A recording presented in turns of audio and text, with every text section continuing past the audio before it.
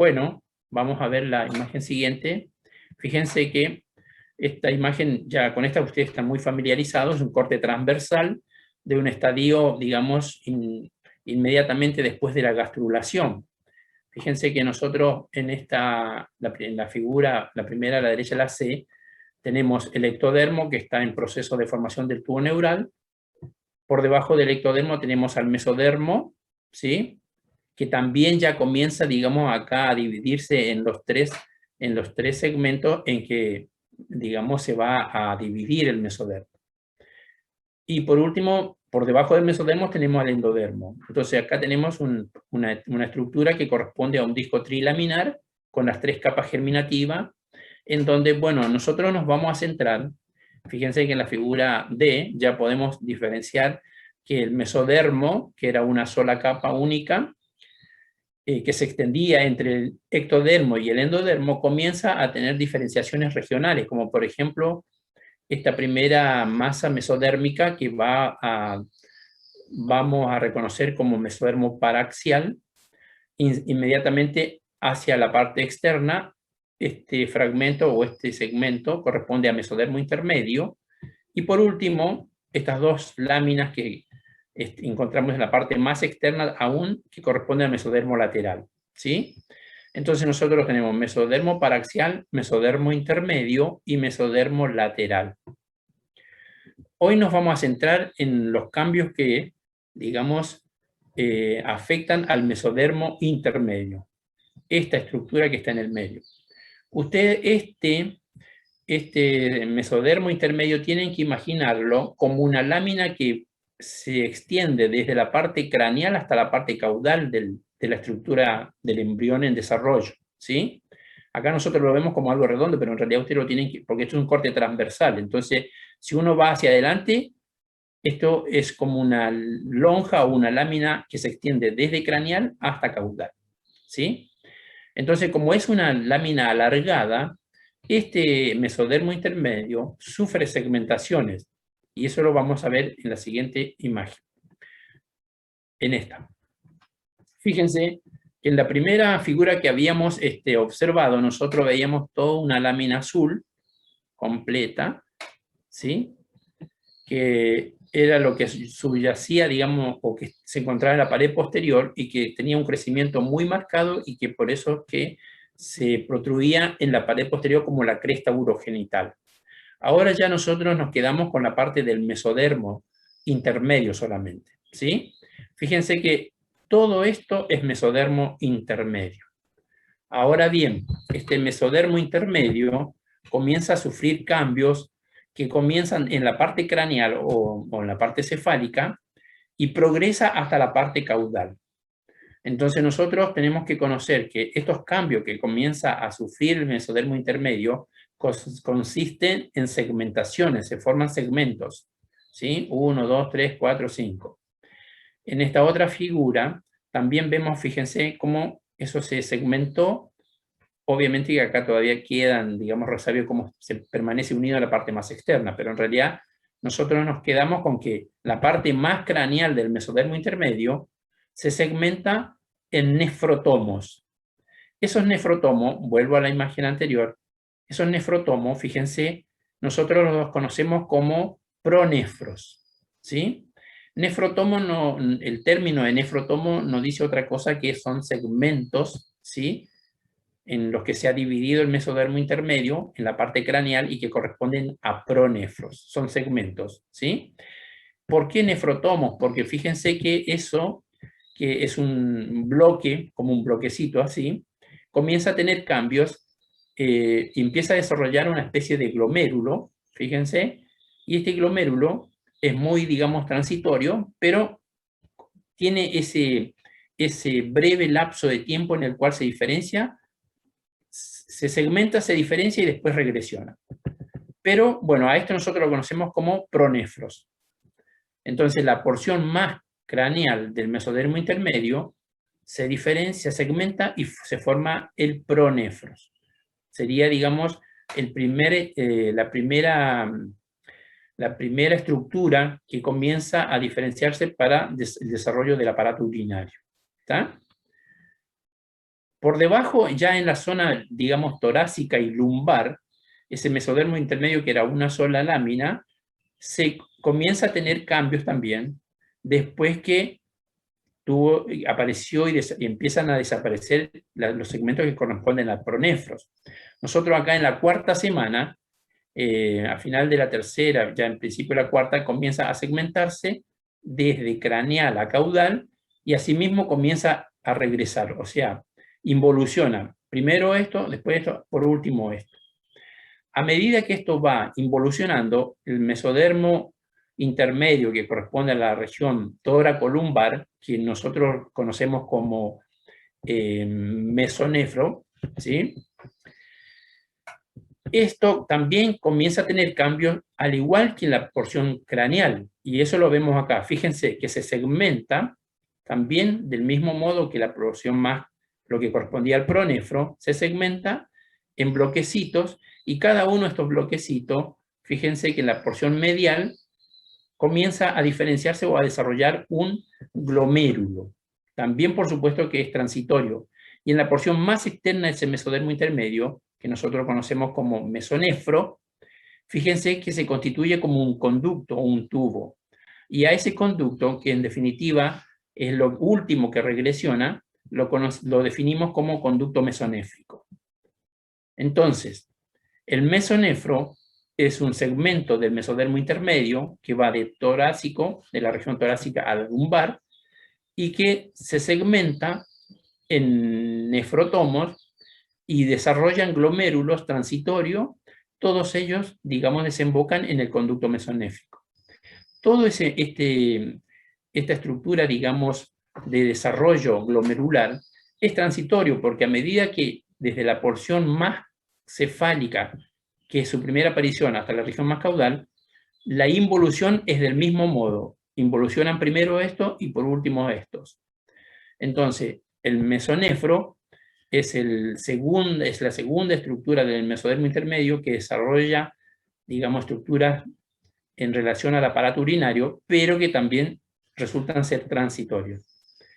Y por último, ya en la región más caudal, este mesonefro deja algunas estructuras vestigiales que en el caso del hombre van a pasar a formar parte del aparato genital, lo mismo que el conducto mesonéfrico que va a pasar a constituir los conductos eyaculadores, ¿sí? En la mujer regresiona todo directamente. A veces quedan vestigios, pero en realidad no, ninguna estructura importante anatómica se deriva del mesonefro en el caso de la mujer. Ahora bien, este mesodermo intermedio que nosotros habíamos señalado en el inicio, en la porción más caudal, aún directamente ya pasa a constituir otra población de células que nosotros definimos como, o conocemos como metanefros, ¿sí? Que acá está representado en este color negro. El metanefro entonces es la porción más caudal del mesodermo intermedio que se diferencia, ¿sí? Por supuesto, en última instancia, después que han aparecido el pronefro, el mesonefro y han tenido regresión, se diferencia el metanefro. Y este metanefro es el que va a dar origen al riñón definitivo. ¿Hasta ahí lo hemos entendido? Sí, profe. Sí, profe. Sí, profe. Bueno, muy bien. ¿Da origen al riñón, dijiste, profe, al final? Al riñón definitivo. ¿Sí? Entonces el metanefros, que es la porción más caudal del mesodermo intermedio, es lo que va a dar origen al riñón definitivo. Ahora vamos a diferenciar acá cómo se diferencian esas estructuras. Fíjense que en esta imagen yo puedo ver el conducto mesonéfrico persistente y que este conducto mesonéfrico desemboca en la cloaca. Fíjense que esta es la cloaca, con una prolongación de la alantoides, pero es la cloaca en fin. Ese conducto mesonéfrico desemboca en la cloaca. Bueno, muy cerca de la desembocadura en la cloaca, este conducto mesonéfrico emite una evaginación. Evaginación es una proliferación hacia el exterior, como un dedo de guante, y que nosotros esto lo vamos a conocer como brote ureteral. El brote ureteral, entonces, es una evaginación del conducto mesonéfrico en la porción más cercana a la desembocadura en la cloaca. ¿Sí? Bien, este brote ureteral también participa en el desarrollo del aparato urinario. Fíjense que en la figura B, acá, nosotros vemos que el brote ureteral se dividió en dos terminaciones o terminales en fondo de saco que interactúan con el metanefros. Entonces acá debemos prestar atención que el riñón definitivo, en última instancia, va a estar, digamos, se va a desarrollar a partir de dos poblaciones de célula. Una es el metanefro y otra es el brote ureteral, ¿sí? Que el brote ureteral a su vez deriva del conducto mesonéfrico. Entonces, sí. El brote ureteral es lo mismo que yema ureteral, ¿no? Es lo mismo que yema ureteral, exacto, muy bien. Ah, bien. Alguna bibliografía lo tiene como yema ureteral. Fíjense, en esta imagen se ve todavía un poco más claro, conducto mesonéfrico desembocando en la cloaca, ¿sí? La cloaca es digamos, el extremo caudal del intestino primitivo acá, y ya que estamos en esta imagen, esta zona, fíjense acá, que estoy señalando con el cursor, fíjense que yo acá tengo la membrana cloacal. Esto es membrana cloacal. ¿Por qué? Porque por dentro esto es endodermo y por fuera esto es ectodermo. Cuando en una de las primeras clases de embriología o de práctico de embriología, nosotros decíamos que habían dos lugares o dos sitios en donde el endodermo y el ectodermo tomaban contacto estrecho sin que apareciera en el medio el mesodermo. Y esta era una de ellas, la membrana cloacal, ¿sí? Entonces yo tengo la cloaca, que digamos está en estrecha relación con el ectodermo, formando la membrana cloacal, ¿sí? Igual después se vuelve a ver esta estructura. Ahora bien, continuamos con el conducto mesonéfrico cerca de la desembocadura en la cloaca. Fíjense que el brote o yema ureteral nace o se origina muy cerca de la cloaca, pero esta estructura va a migrar para poder terminar desembocando independientemente del conducto mesonéfrico en la cloaca, que después pasa a ser la vejiga, ¿sí? Presten atención que está muy cerca y vamos a ver otra imagen después. Ahora bien, el brote ureteral o yema ureteral, fíjense que en su interacción con el metanefros, obviamente que esto, el metanefro se constituye como una población de células que favorece la división del brote ureteral para constituir la pelvis, la dilatación y después los cálices mayores y cálices menores, ¿sí? Ahora bien, esta estructura que derivan del brote ureteral continúan su división en forma dicotómica hasta un número de generación alrededor de 12 o 13 divisiones dicotómicas para terminar constituyendo estas estructuras que corresponden a los túbulos colectores, ¿sí? O sea que, entonces, a partir del brote o yema ureteral, la primera división, ¿sí?, va a dar origen a los cálices mayores. A partir de los cálices mayores van a derivar los cálices menores. Y por último, a partir de los cálices menores, bueno, van a derivar los conductos o tubos colectores, ¿sí? Todas estas estructuras derivan del brote ureteral o yema ureteral. Entonces, hasta acá nosotros podemos decir que el sistema colector en el aparato urinario deriva del brote ureteral, ¿sí? Fíjense que en el extremo en donde ya directamente ha completado la división estas estructuras que derivan del brote ureteral, que en este caso ya nosotros los conocemos como túbulos colectores, en su interacción con el metanefro, con las células del metanefro, estos generan una inducción en las células que rodean al extremo, y estas células se van a diferenciar, van a pasar a constituir una estructura epitelial, fíjense, de tal modo que van a a delimitar un espacio constituyendo una vesícula. Esta vesícula renal es el primer esbozo reconocible de lo que va a ser la nefrona, ¿sí? O sistema excretor. Fíjense que acá, en la figura C, esa vesícula ya ha proliferado y está en un proceso de elongación, de crecimiento, para constituir todo el sistema excretor. En esta imagen lo podemos ver más claramente. Esto en amarillo corresponde al sistema colector, que son los túbulos colectores, y a partir de acá, esto corresponde al sistema excretor, ¿sí?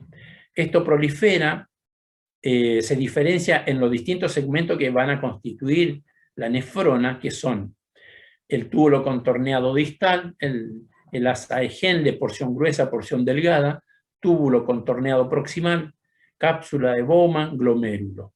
Entonces, esto es lo que nosotros definimos como nefrona, ¿sí? Ahora bien, obviamente que esta estructura se desarrolla de tal forma que en el riñón se distribuyan una porción en la parte cortical y otra porción en la parte medular, ¿sí? ¿Hasta ahí quedó claro o surgió alguna duda que no pudo ser entendida?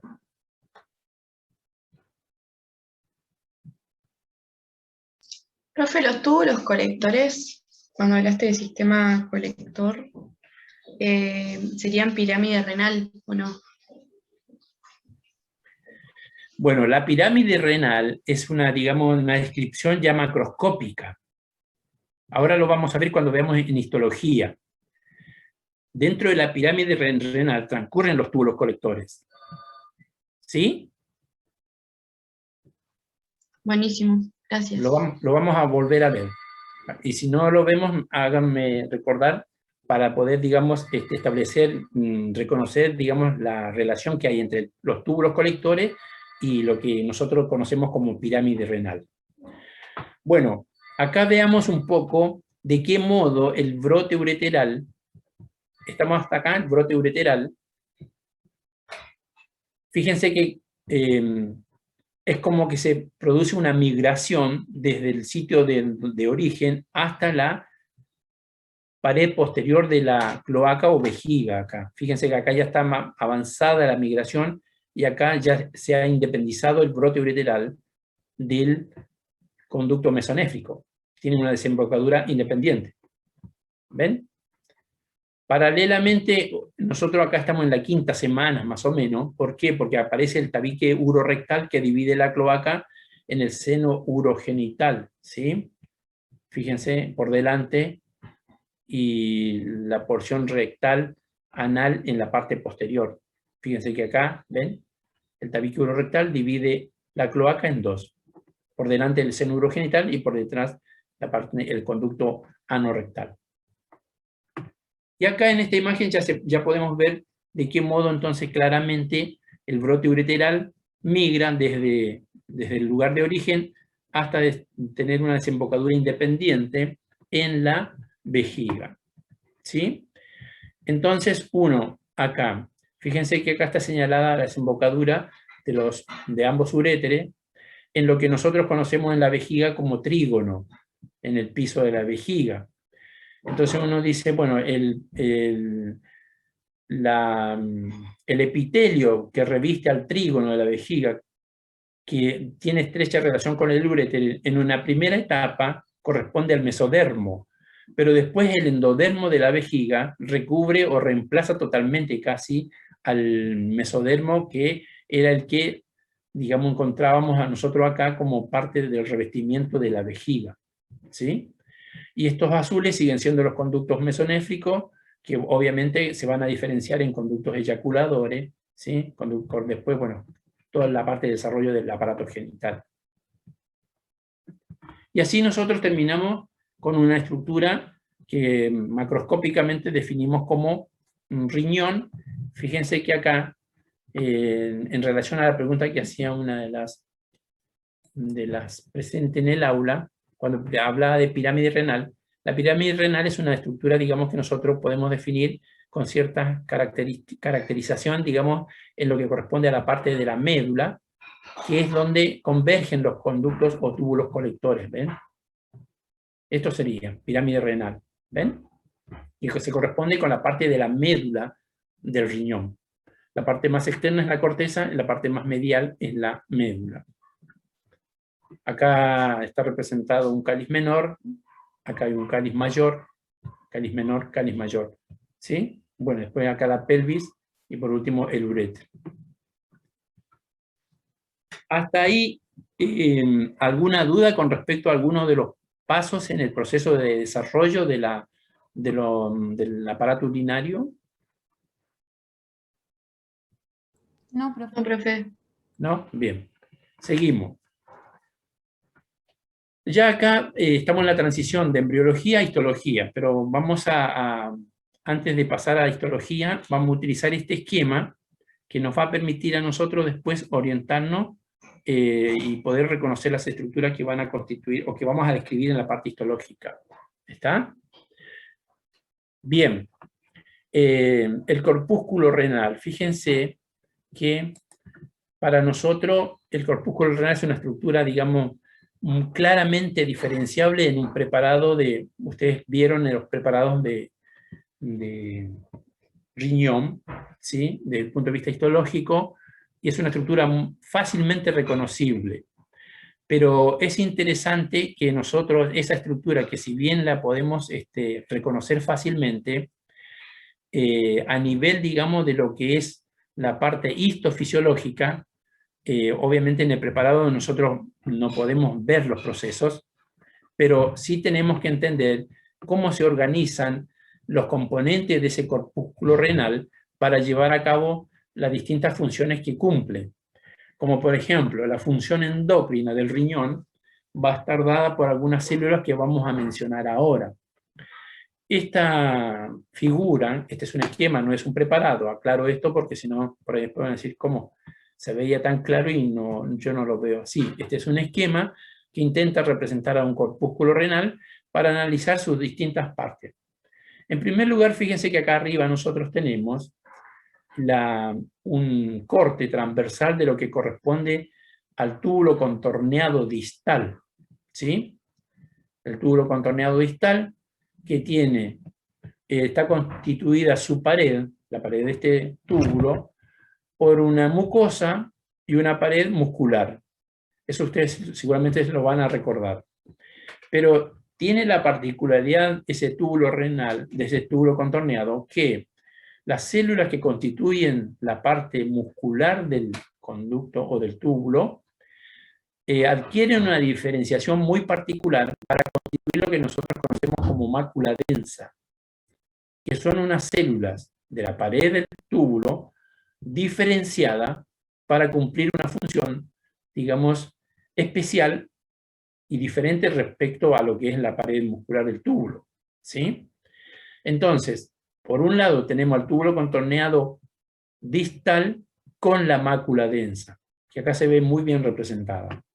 Después, fíjense que nosotros acá tenemos una arteriola aferente, la arteria que llega al corpúsculo renal. Y tenemos una arteriola eferente, que es por donde sale. Por acá entra la sangre, se distribuyen los capilares del glomérulo, o por el glomérulo, y sale del corpúsculo renal por la arteriola eferente. Bien, esos serían los otros componentes, arteriola aferente, arteriola eferente. Después tenemos,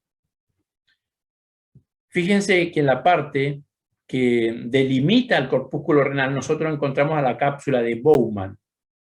La cápsula de Bowman tiene la particularidad o la particular característica de tener una pared externa con un revestimiento epitelial de tipo plano simple, ¿sí? Que sería esta.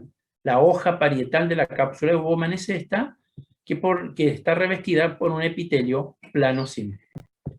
Toda esta es la cápsula de Bowman, hoja parietal.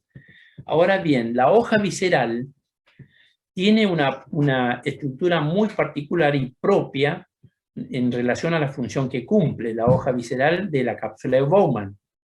¿Por qué? Porque en realidad la hoja visceral de la cápsula de Bowman Es un epitelio muy especializado, digo epitelio, pero es una capa en realidad muy especializada que recubre a todos los capilares, ¿sí?, que forman el glomérulo, y esta célula de la hoja visceral de la cápsula de Bowman nosotros conocemos como podocitos. Fíjense que acá en el esquema están representados de un modo muy diferente a lo que es una célula epitelial como nosotros ya conocemos. Entonces, la hoja visceral de la cápsula de Bowman está constituida por los podocitos. ¿Hasta ahí es claro? Sí, profe. Sí, profe. Seguimos. Fíjense que esta estructura que yo veo acá seccionada o representada en una sección transversal corresponden a capilares. Estos son capilares, esto es otro capilar, esto es capilar, capilar, capilar, capilar. Todos ellos constituyen el glomérulo, ¿sí? Entonces el glomérulo es una suma de capilares que, digamos, tienen su origen en la arteriola aferente y después se continúan con la arteriola eferente. Ahora, esos capilares entonces están revestidos o envueltos o cubiertos, rodeados por los podocitos. Ahora bien, fíjense entonces que entre la hoja visceral, que son los podocitos estos, y la hoja parietal de la cápsula de Bowman, yo tengo un espacio que acá se ve, digamos así, como espacios en blanco, que corresponde al espacio urinario, ¿sí? Entonces, el espacio urinario es la luz que queda entre la hoja visceral, que son los podocitos, y la hoja parietal, que es un epitelio plano simple, de la cápsula de Bowman. Ahora, esta cápsula de Bowman se continúa en su hoja parietal, fíjense acá, la hoja parietal, se continúa con el túbulo contorneado proximal. Fíjense, acá la cápsula parietal se continúa con el túbulo contorneado proximal, o sea que este segmento corresponde al túbulo contorneado proximal. Entonces yo acá ya puedo definir un polo urinario, este túbulo contorneado proximal, y un polo vascular constituido por las arteriolas. ¿Sí? Ahora bien, entonces, en el espacio urinario, ¿qué debo encontrar yo? En el espacio urinario, ¿qué debo encontrar? Por supuesto que acá en el espacio urinario yo no debo encontrar nunca células, glóbulos rojos o glóbulos blancos, ¿sí?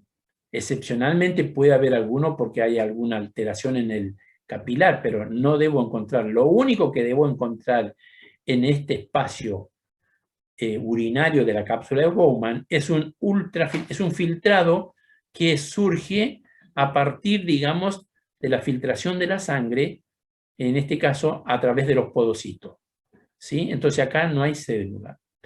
Acá en este caso, por ejemplo, fíjense que a partir de este espacio urinario es donde se forma la orina para después, digamos, transcurrir a través de los túbulos, en este caso contorneado proximal, y después sigue por todo el sistema, digamos, excretor y colector. ¿Está? Entonces la primera orina es la que yo voy a encontrar acá en este espacio urinario.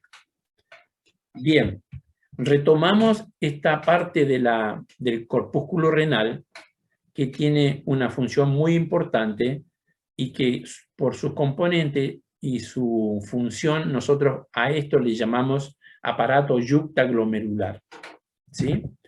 El aparato yuctaglomerular, ustedes si ya lo han leído, lo vinculan con la función renina-angiotensina-aldosterona, ¿sí? Bueno, el aparato yuctaglomerular justamente está constituido por la mácula densa, que son las células especializadas del túbulo contorneado distal, por las células yuctaglomerulares, que son células de la pared de la arteriola aferente, diferenciada y especializada en función endocrina. Porque estas en realidad son paredes, son fibras, células musculares que se diferencian y se especializan y adquieren esta función de secreción endocrina para sintetizar, para producir o secretar, digamos, una proteasa que nosotros conocemos como renina.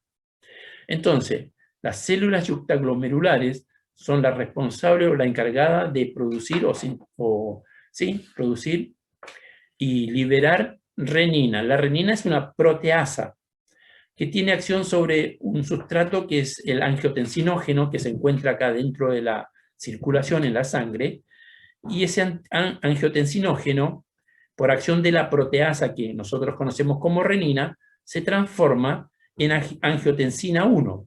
Entonces yo en la sangre, acá en la luz, por acción de la renina, el angiotensinógeno 1 pasa a ser angiotensinógeno 1, angiotensinógeno pasa a ser angiotensina 1. Y así, entonces, por toda la circulación hay angiotensina 1. Al pasar por la célula de los capilares pulmonares, en donde hay una enzima convertasa o convertidora, convierte a la angiotensina 1 que hay en la circulación en angiotensina 2. La angiotensina 2 ya es una, digamos, molécula que tiene una acción que regula, es capaz de regular la presión arterial. Tiene acción, tiene un efecto hipertensor. ¿Sí?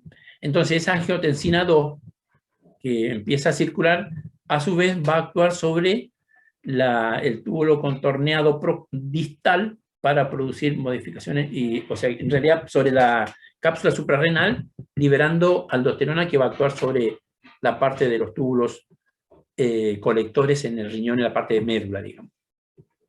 ¿Sí? ¿Alguna duda hasta acá? Profe, cuando dijiste que angiotensina 2 actúa sobre el túbulo contorneado distal y después, ¿cómo libera aldosterona? No. Ahí creo que, digamos, no cometí un error en la descripción. Repasamos de vuelta. Desde acá, desde las células yuctaglomerulares, se libera renina a la circulación. En la circulación, nosotros encontramos un sustrato que se llama angiotensinógeno. Como la renina es una proteasa, el SINDE modifica el angiotensinógeno y lo transforma en angiotensina 1. ¿Sí? Esa angiotensina 1 circula en la sangre y pasa por el pulmón, donde hay una enzima, que es una convertidora, y lo transforma de angiotensina 1 a angiotensina 2. La angiotensina 2 por sí ya es un hipertensor, o sea, es una molécula que tiene acción, digamos, en el sistema o en el mecanismo de regulación de la presión arterial. Pero a su vez actúa sobre la porción, digamos, glomerular de la glándula suprarrenal, que acá todavía no la tenemos, y en la glándula suprarrenal en la porción glomerular libera aldosterona. ¿Sí? La aldosterona que es liberada por la glándula suprarrenal viene aquí al riñón y actúa, ¿sí?, regulando la reabsorción de sodio a nivel del sistema, digamos, túbulo contorneado distal, y de esa forma aumenta la reabsorción de sodio. Por otro lado, también actúa sobre parte de los túbulos colectores, pero en el túbulo colector la enzima más importante que tiene acción, digamos, de regulación en la reabsorción es la de ADH, que es una hormona que se produce, ¿se acuerdan?, en la neurohipófisis, y que tiene acción en los túbulos colectores para aumentar la reabsorción de sodio y de esa forma reabsorber agua. Entonces, ese sería el mecanismo de acción en la regulación de la hemodinamia, o sea, en la presión arterial, en la volemia, en el aparato circulatorio, que parte de esta estructura que nosotros conocemos como aparato yuctaglomerular. Una célula que no mencioné acá, digamos, un poco a propósito, pensé que por ahí alguno lo iba a preguntar, que son las células mesangiales. Las células mesangiales, que son estas representadas acá en color marrón, también forman parte del aparato yuctaglomerular. Estas células tienen función fagocítica además, y que de esa forma regulan, digamos acá, el medio dentro de lo que es la parte, digamos, del aparato yuctaglomerular. ¿Sí? Las células mesangiales forman parte también del aparato yuctaglomerular. Bueno, ¿quedó claro hasta ahí o no? Sí, quedó claro, profe. Pues muy densa el análisis del tema. Fíjense que nosotros acá tenemos una microfotografía de un microscopio electrónico de barrido, y que bueno, fíjense que cómo podemos observar en detalle nosotros dónde estamos acá y qué es lo que vemos. Bueno, nosotros estamos acá en el espacio urinario de la cápsula de Bowman. A ver si vuelvo para atrás. En este. No. En este nomás tiene que ser. Fíjense dónde estamos parados nosotros en este espacio, ¿sí? Acá. Vamos a poner. En este espacio urinario estamos nosotros parados y estamos observando esta estructura. Esta es la célula que corresponde a la hoja visceral de la cápsula de Bowman, que conocemos como podocito. Es una célula especializada que tiene la característica de tener multiplicidad, digamos, de prolongaciones, que son prolongaciones, digamos, del cuerpo en forma de pie, y estos a su vez se subdividen en unas prolongaciones más chicas y todas ellas envuelven al capilar. Fíjense, entonces, si yo pudiera, por ejemplo, atravesar esta pared, ingresaría a la luz del capilar. O sea, por dentro de esto, o sea, por detrás, si quieren, como quieran llamarlo, nosotros acá tenemos el capilar y por ahí está circulando sangre. Y la sangre, ustedes saben, tiene componente celular y componente plasmático, que es de donde se obtiene o se produce el ultrafiltrado. Acá en este caso, por ejemplo, nosotros en el espacio urinario, acá nos encontramos con orina que se está formando. ¿Sí? Entonces, fíjense qué característica tiene el podocito para poder emitir estas prolongaciones y de esa forma revestir, cubrir a todos los... Acá, por supuesto que no es un solo podocito, eso lo entendemos. Hay muchos podocitos que envuelven a muchos capilares y de esa forma se constituye el glomérulo. ¿Sí? ¿Quedó claro hasta ahí o no? Sí. ¿Alguna pregunta para hacer? Porque fíjense que eso, después, por ejemplo, cuando nosotros muchas veces en las evaluaciones, una de las dificultades con la que solemos encontrarnos es que a veces hay dificultad para poder interpretar o describir cómo se organizan los podocitos para poder, digamos, facilitar o permitir que se genere el ultrafiltrado o el filtrado, que es la formación de orina. ¿Sí? Por eso, digamos, uno a veces insiste en esto, porque en realidad una de las dificultades es ubicarse espacialmente cómo el podocito envuelve al capilar y a través de sus, o entre, en este caso son ranuras que hay acá, que son las líneas, que es por donde filtra la orina. ¿Sí? Fíjense, nosotros el espacio no lo alcanzamos a ver, lo vemos solamente como ranura entre pie y pie de cada una de las prolongaciones del citoplasma, que acá en el recuadro inferior se ve mejor todavía, ¿ven? A través de estas líneas, que son los pequeños espacios que quedan entre pie y pie, o prolongaciones de los pies de los podocitos, aparece la orina. ¿Sí? Entonces uno dice, bueno, en estas líneas hay una abertura en realidad entre este espacio, que es el espacio urinario, y el capilar. En cierta medida sí, pero no es una abertura, digamos, completa, porque acá hay un diafragma y hay una membrana plasmática, glomerular es el nombre que tiene esa membrana plasmática, que es muy particular también. A ver si volvemos a la imagen anterior. Fíjense, si yo me ubico, por ejemplo, a ver, vamos a ver. Tomemos como ejemplo. Si este es el capilar, la luz del capilar, el revestimiento o la pared de ese capilar, el revestimiento es un endotelio, ¿sí? Y ese endotelio, ¿sí?, tiene una membrana basal, ¿sí? Y esa membrana basal del endotelio se continúa con la membrana basal del podocito. Entonces, esta membrana basal que acá en este esquema está representado de una forma sobresaliente por una línea oscura, Es una membrana basal muy importante porque en definitiva esa es la que va a impedir que elementos forme como células puedan, digamos, atravesar esa ranura que hay y que es por donde se produce la filtración de la orina, ¿sí?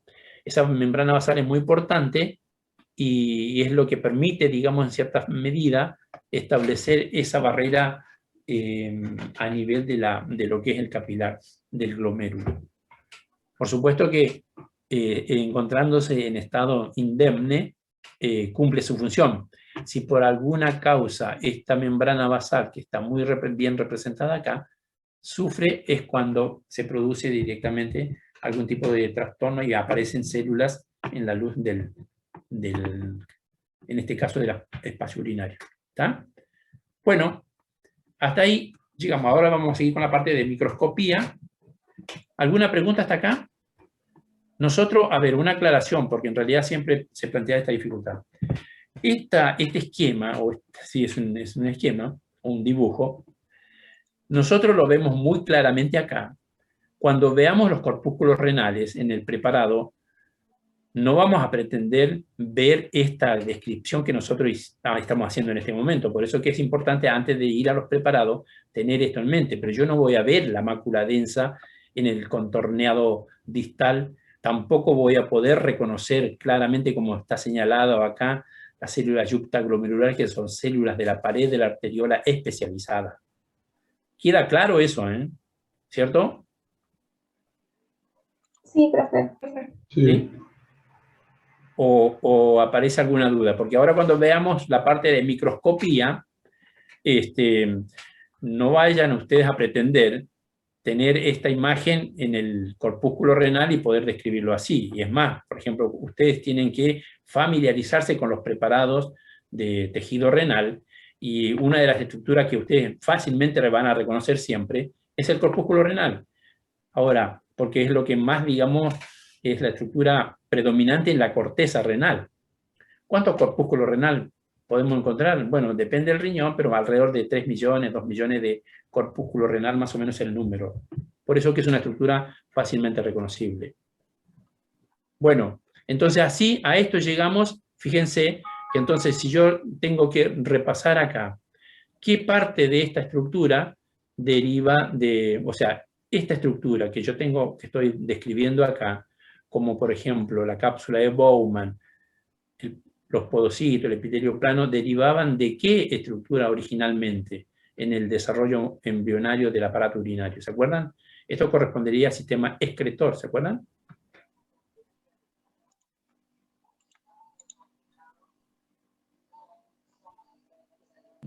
Profe, ¿puede ser el metanefros? ¿Cómo? ¿Puede ser el metanefros? Del metanefros. Exactamente, el metanefros. Muy bien. ¿Se acuerdan que pasábamos por la aparición de vesículas alrededor de lo que era el extremo del túbulo colector y de ahí a partir se formaba la nefrona? ¿Sí? Bueno, entonces, continuamos con la parte de histología. ¿Vero? ¿Está? Bueno, buenos días, ¿cómo están? Disculpen la demora. Adrián, Marcos Marceñuk, vos si tomaste asistencia, mandó un mensaje avisando que estaba en mesa de examen de inglés para justificarle la inasistencia. Ah, bueno, listo, ahí lo anoto. Bueno, muy bien, vamos a arrancar. ¿Prefieren que hagamos un corte de 10 minutos antes de arrancar con la parte de histología o arrancamos directamente? ¿Cómo prefieren hacer?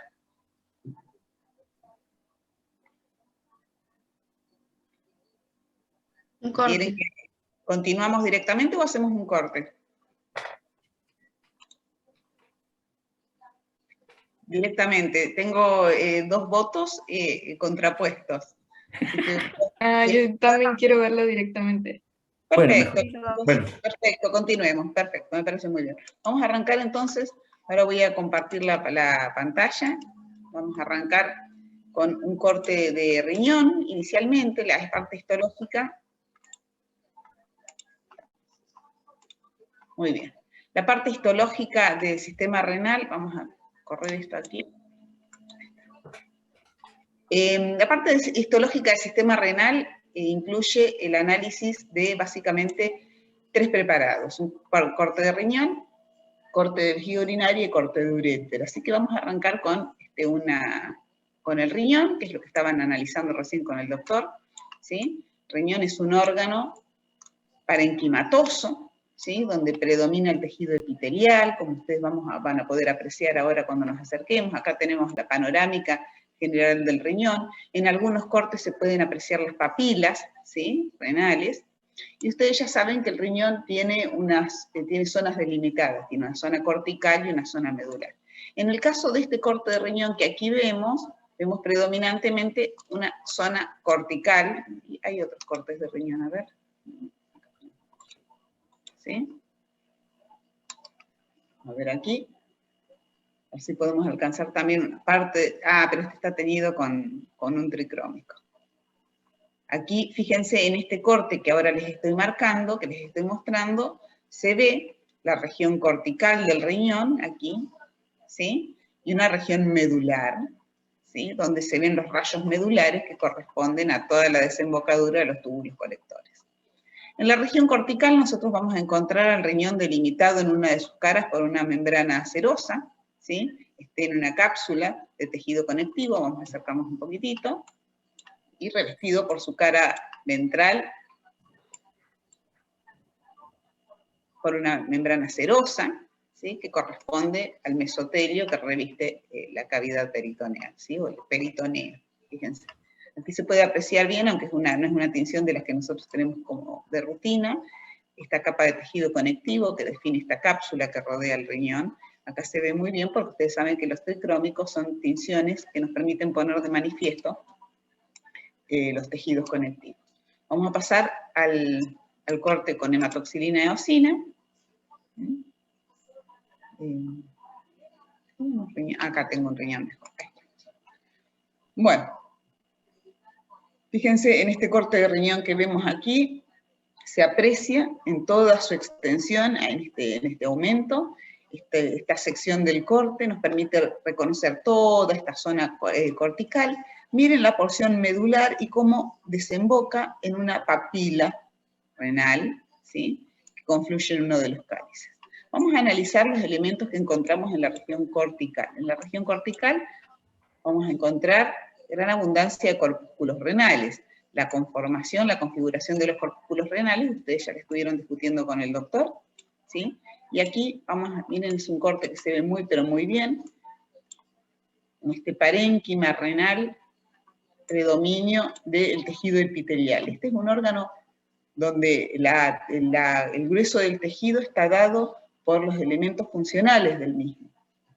La nefrona toda, ¿sí? Derivada del blastema metanéfrico, está conformada por el glomérulo vascular, la cápsula de Bowman, los túbulos contorneados proximal y distal y el asa de Henle intermedia, y desembocan en el túbulo colector derivado de la yema, del brote ureteral.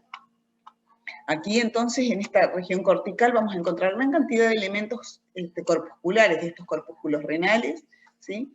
Que cuando nos acercamos podemos apreciar entonces toda la constitución epitelial que define su arquitectura. Fíjense, esto sería una cápsula. La de Bowman es muy fácilmente identificable, el corte de riñón es un corte que no se confunde con ningún otro. Aquí lo que vemos es la cápsula de Bowman, con sus hojas parietal, formada por un epitelio plano simple, como pueden apreciar, y la hoja visceral, formada por toda esa colección de podocitos, adosados, apoyados, yuxtapuestos a las estructuras vasculares que constituyen el glomérulo, ¿sí? Vascular. Alrededor de los corpúsculos renales lo que vamos a encontrar son los túbulos cortados en diferentes secciones. Los más abundantes en esta región más externa de la corteza, por supuesto, siempre son los túbulos contorneados proximales. Los túbulos contorneados proximales se reconocen fácilmente por su gran acidofilia. Fíjense, un epitelio cúbico que lo constituye. Aquí, cada uno de estos túbulos, fíjense, bien eosinófilos, con núcleos grandes de posición central, porque este es un epitelio cúbico simple. Los epitelios de los túbulos son todos epitelios cúbicos simples o cilíndricos bajos, y siendo los túbulos contorneados proximales los que tienen un epitelio más eosinófilo, son los más abundantes, y con esta luz más complicada, fíjense que aquí adentro encontramos esa luz que se ve como más entorpecida, menos clara, menos disipada, Y esto es por la gran cantidad de proyecciones de microvellosidades que constituyen la chapa estriada, ¿sí? O ribete en cepillo, ¿sí? De estas células cúbicas que tienen toda esta colección de microvellosidades, dado que el túbulo está encargado de la resorción de componentes que han pasado al ultrafiltrado más crudo, ¿sí? La resorción de estos componentes está en el túbulo contorneado proximal, la primera resorción de esos componentes, ¿sí? Entre los túbulos contorneados proximales encontramos otros túbulos, como este de aquí, que fíjense que el epitelio se ve un poquitito más pálido. Vamos a buscar uno que se note más. Aquí, acá, fíjense. Miren este epitelio. Este epitelio comparado con el de los túbulos contorneados proximales se ve más pálido, ¿sí? Las células se ven con sus límites superiores más disipados que en el caso de los túbulos contorneados proximales y corresponden a secciones de los túbulos contorneados distales. Estos túbulos contorneados distales, fíjense cómo son más paliditos, las células un poquitito más bajas se las aprecia. Si nosotros nos alejamos un poquitito, se distinguen con mucha más facilidad. Fíjense, túbulos contorneados distales, túbulos contorneados proximales, ¿sí? Aquí lo mismo. Ahora, en cuanto crucemos, nos acerquemos un poquitito más hacia la porción más medular, vamos a encontrar secciones de los segmentos delgados del asa de Henle también. Pero aquí a esta altura se pueden distinguir fácilmente túbulos contorneados distales de túbulos contorneados proximales. ¿Hay alguna duda en distinguir cada uno de estos túbulos? ¿Queda clara esta distinción? Podemos ver en otro corte de riñón, vamos a ver uno que esté teñido con hematoxilina y eosina también, vamos a hacer la misma distinción, fíjense. Aquí, por ejemplo, fácilmente distinguibles. Aquí se aprecian túbulos contorneados distales, bien eosinófilos, las células un poquitito más grandes, túbulos contorneados proximales más pálidos, ¿sí? Y aquí, fíjense, tengo un túbulo colector. Aquí disperso un túbulo colector. El túbulo colector se ve un poquitito más acidófilo que el contorneado distal, las celulitas más próximas entre sí, ¿sí? Más apretadas, una disposición de células que se aprecian como más próximas entre sí. Aquí, fíjense, otra vez me acerco para hacer la distinción, ahora cuando el foco se establezca, ¿sí? Entre túbulo contorneado distal, túbulo contorneado proximal, este otro, miren la sección aquí. Fíjense que los túbulos contorneados proximales, inclusive, los túbulos contorneados proximales son muy ricos en mitocondrias. Eso aporta a la gran eosinofilia del epitelio, ¿sí? Esto no quiere decir que no haya abundantes mitocondrias en el túbulo contorneado distal, sino que son más abundantes, ¿sí? En el túbulo contorneado proximal. Y eso, digamos, le da este aspecto como punteado, ¿sí? Muy punteadito, ¿sí? Al epitelio, y con tinciones específicas donde se pueden apreciar las mitocondrias, se ve una abundancia superlativa de mitocondrias. Además, este epitelio, esta gran cantidad, esta abundancia de epitelio, este parénquima epitelial, está muy irrigado. Fíjense, gran cantidad de vasos sanguíneos, por supuesto, los vasos rectos que acompañan, ¿sí? A la estructura de la nefrona, toda esa red vascular que va rodeando la nefrona, que son los vasos sanguíneos a donde se van volcando todos los productos recuperados del ultrafiltrado. En el caso de este corte, ¿sí? Fíjense, aquí tenemos un corpúsculo renal, miren cómo se aprecian muy bien los vasos sanguíneos del ovillo glomerular, ¿sí? De la porción vascular del glomérulo, ¿sí?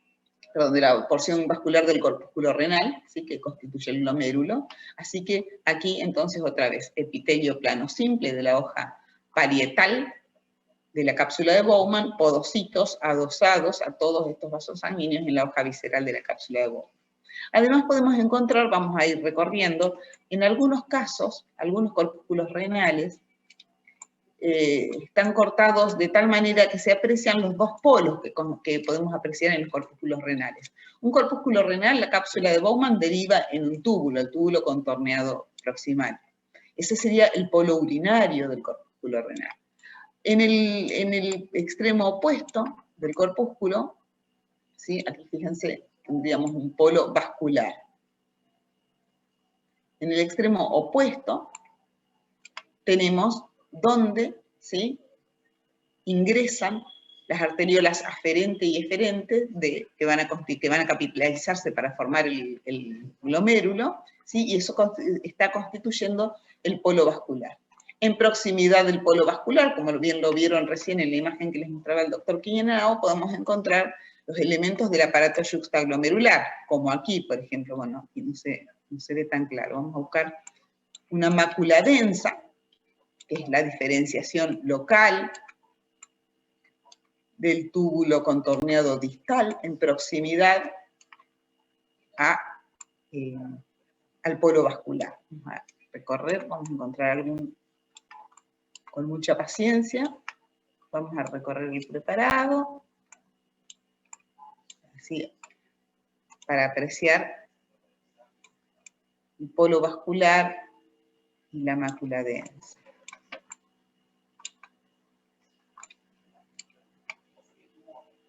Las células de la mácula densa se pueden distinguir fácilmente aquí. Fíjense, aquí tengo uno al lado del otro. Fíjense aquí. Aquí tengo un corpúsculo renal.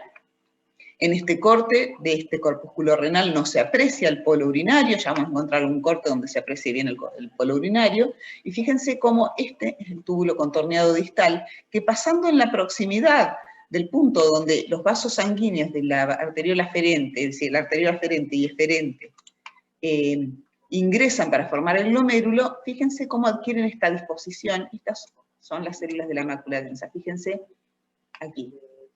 Este es el túbulo contorneado distal. Para que lo comparen, este es otro túbulo contorneado distal, que estoy señalando aquí. Entonces, en este túbulo contorneado distal, las celulitas que están dispuestas ahí en proximidad de la entrada de la arteriola aferente y eferente, están más apretaditas, son estas celulitas que constituyen la mácula densa, cuya función es censar las cualidades del ultrafiltrado para regular la secreción, para participar en la regulación de la secreción de renina, que es un tenso regulador, ¿sí? Y poner en marcha todo el aparato de renina, angiotensina, aldosterona, que ustedes recién repasaban con el doctor. Aquí tenemos entonces una mácula densa. Recordamos entonces siempre en proximidad del polo vascular. Aquí tenemos otro polo vascular y aquí tenemos otra mácula densa, ¿sí? Vamos a ver si podemos encontrar un polo urinario también. El polo urinario sería la porción de la cápsula de Bowman continuándose con el túbulo contorneado proximal. Profe, una pregunta. Sí. ¿La mácula densa va a estar ubicada en el polo cuál? Vascular. Vascular. Vascular. Vascular, sí. Miren aquí otra vez. Las máculas densas son más fáciles de ubicar que los polos urinarios, digamos que el punto donde la cápsula de Bowman se continúa con el túbulo contorneado proximal. Aquí otra vez, miren, esto que ustedes ven aquí es exactamente el polo vascular. Aquí no se aprecia muy bien las células de la mácula densa, pero sí se aprecia muy bien, fíjense, donde si esta es la cápsula de Bowman, viene así el epitelio de la hoja parietal y pega la vuelta acá y ya empieza la hoja visceral apoyada sobre los vasos sanguíneos. Lo mismo aquí, viene la hoja parietal, ¿sí?, y pega la vuelta acá y queda apoyada la hoja visceral sobre los vasos sanguíneos. Y este es el punto de ingreso, de acceso de las arteriolas aferente y eferente que se capitalizan formando este ovillo vascular que es el glomérulo. Y aquí estas celulitas constituyen la mácula densa en proximidad. Vamos a seguir recorriendo. Tantos corpúsculos renales vemos que eventualmente vamos a encontrar alguno. Miren qué bien este. Miren qué bonito este, por ejemplo. Miren. Aquí se aprecia muy bien. Miren el vaso sanguíneo que entra. El vaso sanguíneo que ingresa, se capilariza aquí. Mácula densa. Como se aprecia bien. ¿Sí? Los aparatos yuxtaglomerulares se aprecian fácilmente, mismo aquí. Miren aquí. Polos vasculares con la mácula densa son más sencillos de identificar. Mácula densa aquí, aquí parte del vaso sanguíneo, que si el plano de corte no fuera el que es, podríamos ver la continuidad de ese vaso sanguíneo allí. Bueno, vamos a ver, hacemos una recorrida más. Me gustaría mucho encontrar un polo urinario, hay que ser paciente. Polos vasculares, montones, fíjense aquí se aprecia muy bien, miren, esta mácula densa se ve muy bien hasta con el aumento alejado que teníamos, miren. Ustedes van a practicar con estos microscopios, miren aquí, estas celulitas de la mácula densa. ¿Ven cómo están más juntitas? Están más próximas entre sí, ¿ven? Y constituyen una diferenciación local del túbulo contorneado distal. ¿Mm? Bueno, a ver. Si somos muy afortunados. Profe, ¿el túbulo contorneado distal se va a tener un tono más clarito que el Es más proximal? clarito. Es ¿Sí? más clarito.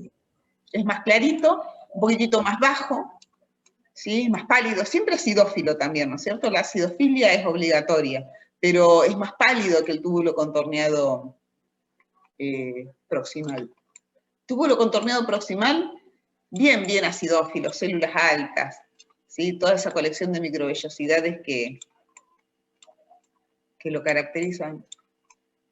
A ver si encuentro una continuación del glomérulo en el polo urinario. Ténganme paciencia.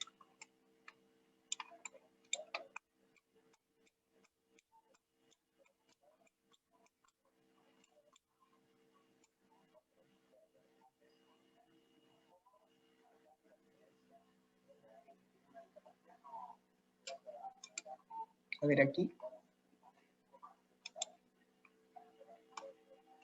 Aquí otra vez, fíjense, aquí se aprecia muy bien.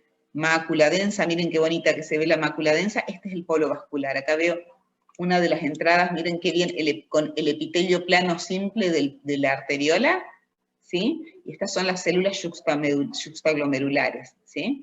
Estas son las celulitas yuxtaglomerulares, las que allí encuentro. Y esta es la mácula densa, miren qué bonita que se ve. Y este es un polo vascular. En las antípodas encontraríamos el polo urinario. Vamos a ver si en este corte encontramos un polo urinario que se vea bien.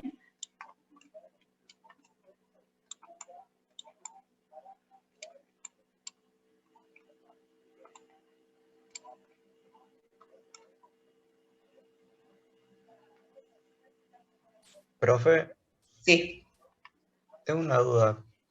¿Cómo hacemos para diferenciar las células del túbulo colector y las células del túbulo contorneado proximal? Ahora vamos a buscar una zona donde las veamos bien, en proximidad, y van a poder compararlas. El túbulo colector, las celulitas es un poquitito más, se notan más los núcleos, se protruyen más hacia la superficie, son un poquitito más pálidas.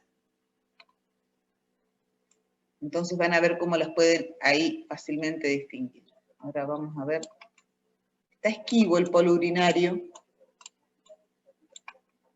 pero siempre tiene que aparecer alguno, porque entre tantos miles de corpúsculos renales, alguno lo vamos a encontrar cortado a la altura de donde desemboca la cápsula de Bowman en el túbulo contorneado proximal.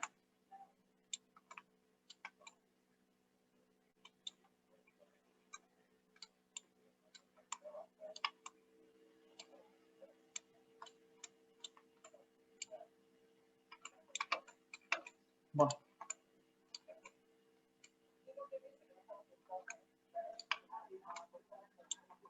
Polo vascular.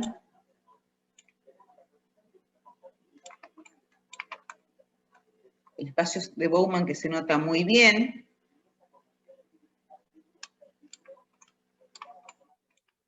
Todos estos corpúsculos renales.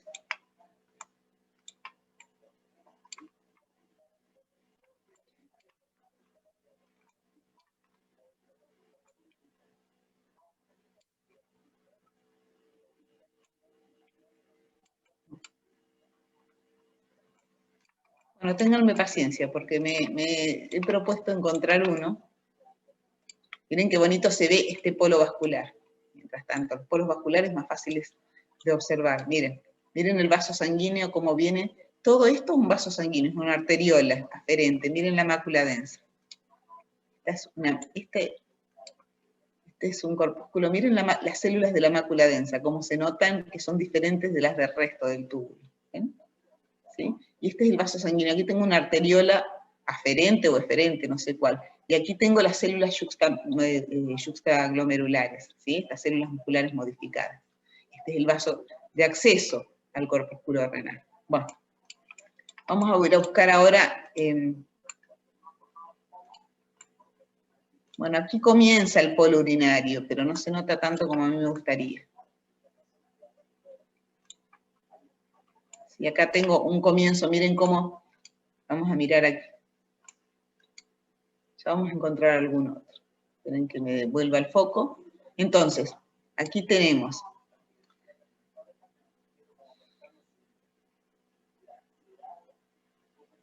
Esto que vemos aquí, bueno, como una mancha, es parte de la mácula densa cortada a un nivel donde todas las células están agarradas juntas, y esto constituye el polo vascular. Pero miren aquí cómo el espacio de Bowman, ¿sí?, se proyecta aquí, y este epitelio de la cápsula de Bowman, que es un epitelio plano simple, se va a continuar con un epitelio cilíndrico simple, que aquí no se termina de apreciar la constitución de la transición entre este epitelio plano simple y el epitelio cúbico simple del túbulo contorneado proximal. Vamos a ver si aquí podemos situarnos para distinguir lo que usted me pedía. Empezamos en la hora en la que es más difícil ya.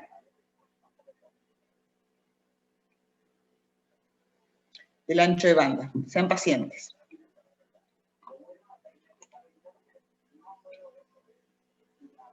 Sean pacientes, que esta es la zona que me gustaría señalar. Bueno, mientras tanto vamos a ver si acá te encuentro en otras nefronas.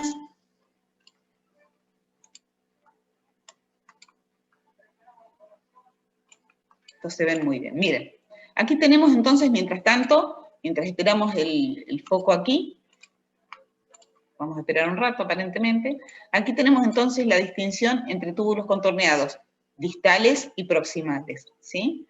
Ahora, si yo me voy desplazando, voy a empezar a topar los túbulos contorneados, los túbulos colectores, fíjense. Quiero encontrar una zona donde pueda comparar bien túbulo colector con túbulo contorneado distal. Túbulos contorneados distales, túbulos contorneados proximales.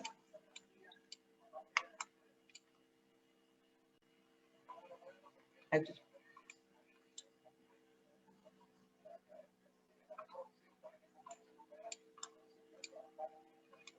Fíjense, túbulos contorneados distales, túbulos contorneados proximales, esa distinción es muy sencilla de hacer. Fíjense cómo son más bajitos esos túbulos. Entonces ahora nos vamos a ir nos vamos a acercar a una región donde empecemos a ver aquí, fíjense, estos túbulos más claritos, estos más pálidos, fíjense cómo se distinguen de estos. Aquí tenemos una buena distinción entre un túbulo y otro. Este sería un túbulo contorneado distal, esto es un túbulo contorneado proximal, y estos son túbulos colectores. Fíjense cómo son más pálidos. Inclusive aquí se ven apretaditos, pero suelen ser además más bajitas las células. Vamos a buscar otra zona. Buscar una zona donde se aprecien mejor.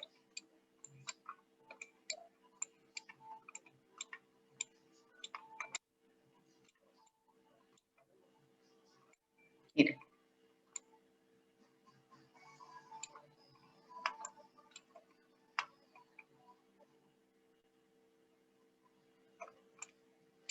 Este de aquí, y este de aquí, y este de aquí, son túbulos colectores, células más bajitas. Aquí no se ven tan pálidas como deberían. Estos son túbulos contorneados distales. Y estos son túbulos contorneados proximales. Pero fíjense cómo la célula se ve un poquitito más bajita. Por lo general aquí no se aprecia, pero ahora vamos a buscar una imagen donde se vea bien. Las celulitas se ven de superficie redondeada, como en domo, en el túbulo colector.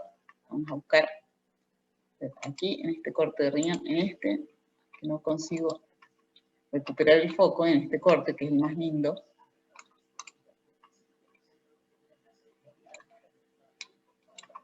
Vamos a acercarnos aquí. Aquí va a ser más sencillo que lo podamos apreciar.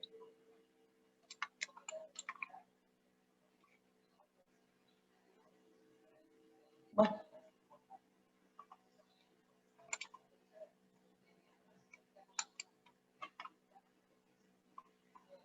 Vamos a ir cerrando algunas. A ver. Profe, tengo una duda. Sí. Mire, Sí. ¿cómo podemos distinguir más fácil la altura de las células? Porque a mí me cuesta un poquito verla en la imagen, distinguir de repente la diferencia entre proximal y distal, con relación a la altura de las células. Van a tener que ser muy pacientes porque ahora ya no consigo dar el foco que quisiera. Vamos a ver acá. Vamos a ir de vuelta a la diferencia entre el proximal y el distal. Mire. Vamos a arrancar. No hay forma, ¿eh? Aquí tengo un polo urinario, miren. Aquí tengo un polo urinario. Bueno, vamos a ver si nos podemos aquí acercar un poquitito sin perder el foco. No hay forma, ¿eh? Bueno. Bueno, fíjese. ¿Ve esta estructura? Es un túbulo contorneado proximal. Mire el alto de las células. Si yo tuviera que hacer un recorrido, voy a dibujar. Si yo tuviera que hacer un recorrido, mire, y tuviera que dibujar el alto de las células, y tuviera que dibujar el contorno de cada una de ellas, podría aproximadamente establecer un dibujo como este. En este tubulito que veo aquí al lado, mire, este es un túbulo colector y este es un túbulo contorneado proximal, distal, perdón. Voy a dejar de dibujar y acercar un poquitito. Es que me acerco y pierdo el foco.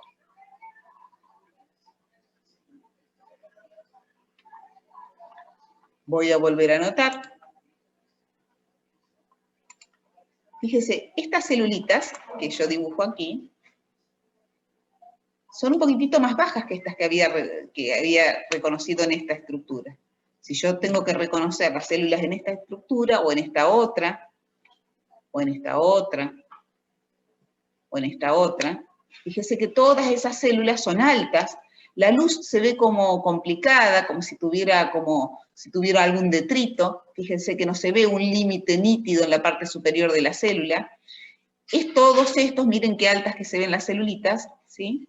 Constituyen, y más distanciados los núcleos, constituyen células de los túbulos contorneados proximales. Voy a cambiar de color. Aquí, estas otras, por ejemplo, fíjense cómo son más bajitas. Ahora las voy a dibujar, pero después las voy a borrar para que usted aprecie. Estas, lo mismo estas de aquí. Son un poquitito más bajitas, lo mismo estas de aquí. Esos túbulos son diferentes de los que acabo de mostrar. Fíjese, todos estos que estoy señalando aquí. ¿Sí? Este tubulito es diferente del que acababa de señalar. Este tubulito que viene aquí es diferente de su vecino, este que tenemos aquí. Estos tubulitos corresponden a túbulos contorneados proximales, ¿sí? Perdón, distales. Y este de aquí, mire estas celulitas, cómo se ve como las células como que protruyen a la superficie. Un poquitito más bajo y hasta más pálido lo veo, si se quiere, que los dos anteriores, corresponden a túbulos colectores. Estos de aquí corresponde a todo un túbulo colector. Ahora voy a tratar de acercarme un poquitito más. Pierdo el foco inmediatamente. Igual le vamos a dar zoom, en algún momento vamos a poder recuperar el foco. Vamos a borrar las entradas que hemos hecho. Y en algún momento vamos a poder darle foco para que lo podamos apreciar. Profe, tanto el túbulo distal y el proximal son acidófilos, ¿cierto? Y el colector también. Lo que pasa, lo que varía es la apetencia tintorial. ¿Sí? Tanto el túbulo contorneado proximal, miren este túbulo contorneado proximal que forma de S tiene. Este túbulo contorneado proximal, que es muy acidófilo, se ve bien rojo. Como este túbulo de aquí, ¿sí? Contorneado distal, como este tubulito de aquí, contorneado distal, como este tubulito de aquí, contorneado distal. Acá tenemos otros cristales, miren. Fíjense que si yo me fijo en la coloración de las células, fíjense que también son rosaditas, salvo el núcleo que es violeta, que en todos los casos va a ser violeta, también las células son rosaditas. Lo que pasa es que estas células son mucho más pálidas y más bajas que estas otras. Si yo me fijo aquí, ¿sí? Estas células son más pálidas y más bajas que estas otras. Esto distingue al túbulo contorneado proximal del distal. Y luego, en este túbulo, que es el colector, fíjense cómo las celulitas como que protruyen hacia la luz, están como en domo, y son inclusive hasta más pequeñas si se quiere que estas. Comparen estas células con estas células que encuentro aquí. Donde me entusiasmo pierdo. ¿Sí? Estas celulitas son más bajas aún, ¿sí?, que estas otras. Si se quiere, hay más similitud entre las células del túbulo contorneado distal y el colector que entre las células del túbulo contorneado distal y el proximal.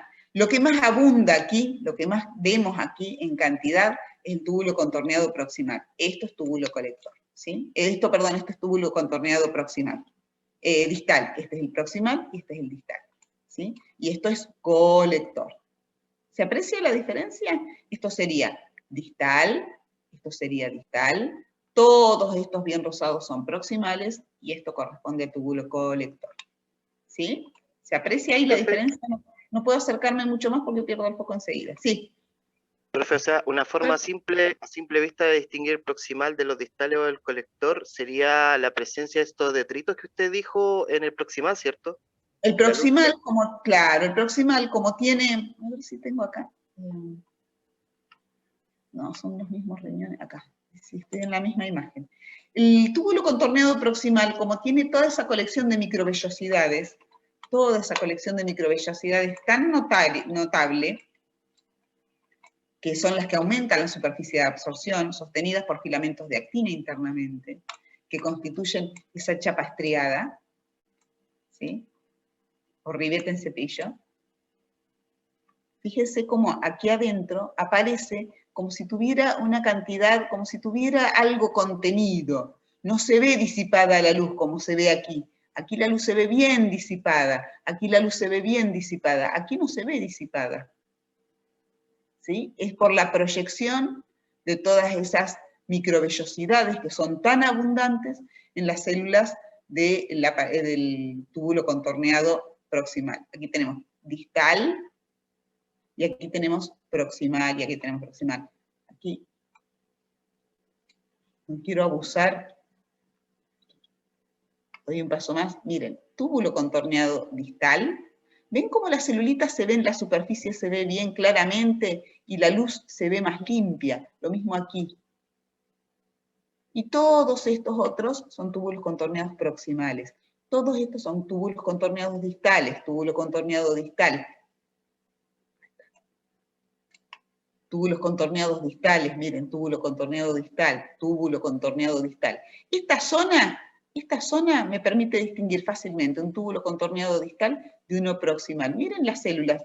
Pareciera que hubiera como más distancia entre los núcleos, uy, se me está agotando la batería, entre los núcleos consecutivos de las células del túbulo contorneado proximal. Aguanten un momento. Me había olvidado de la batería.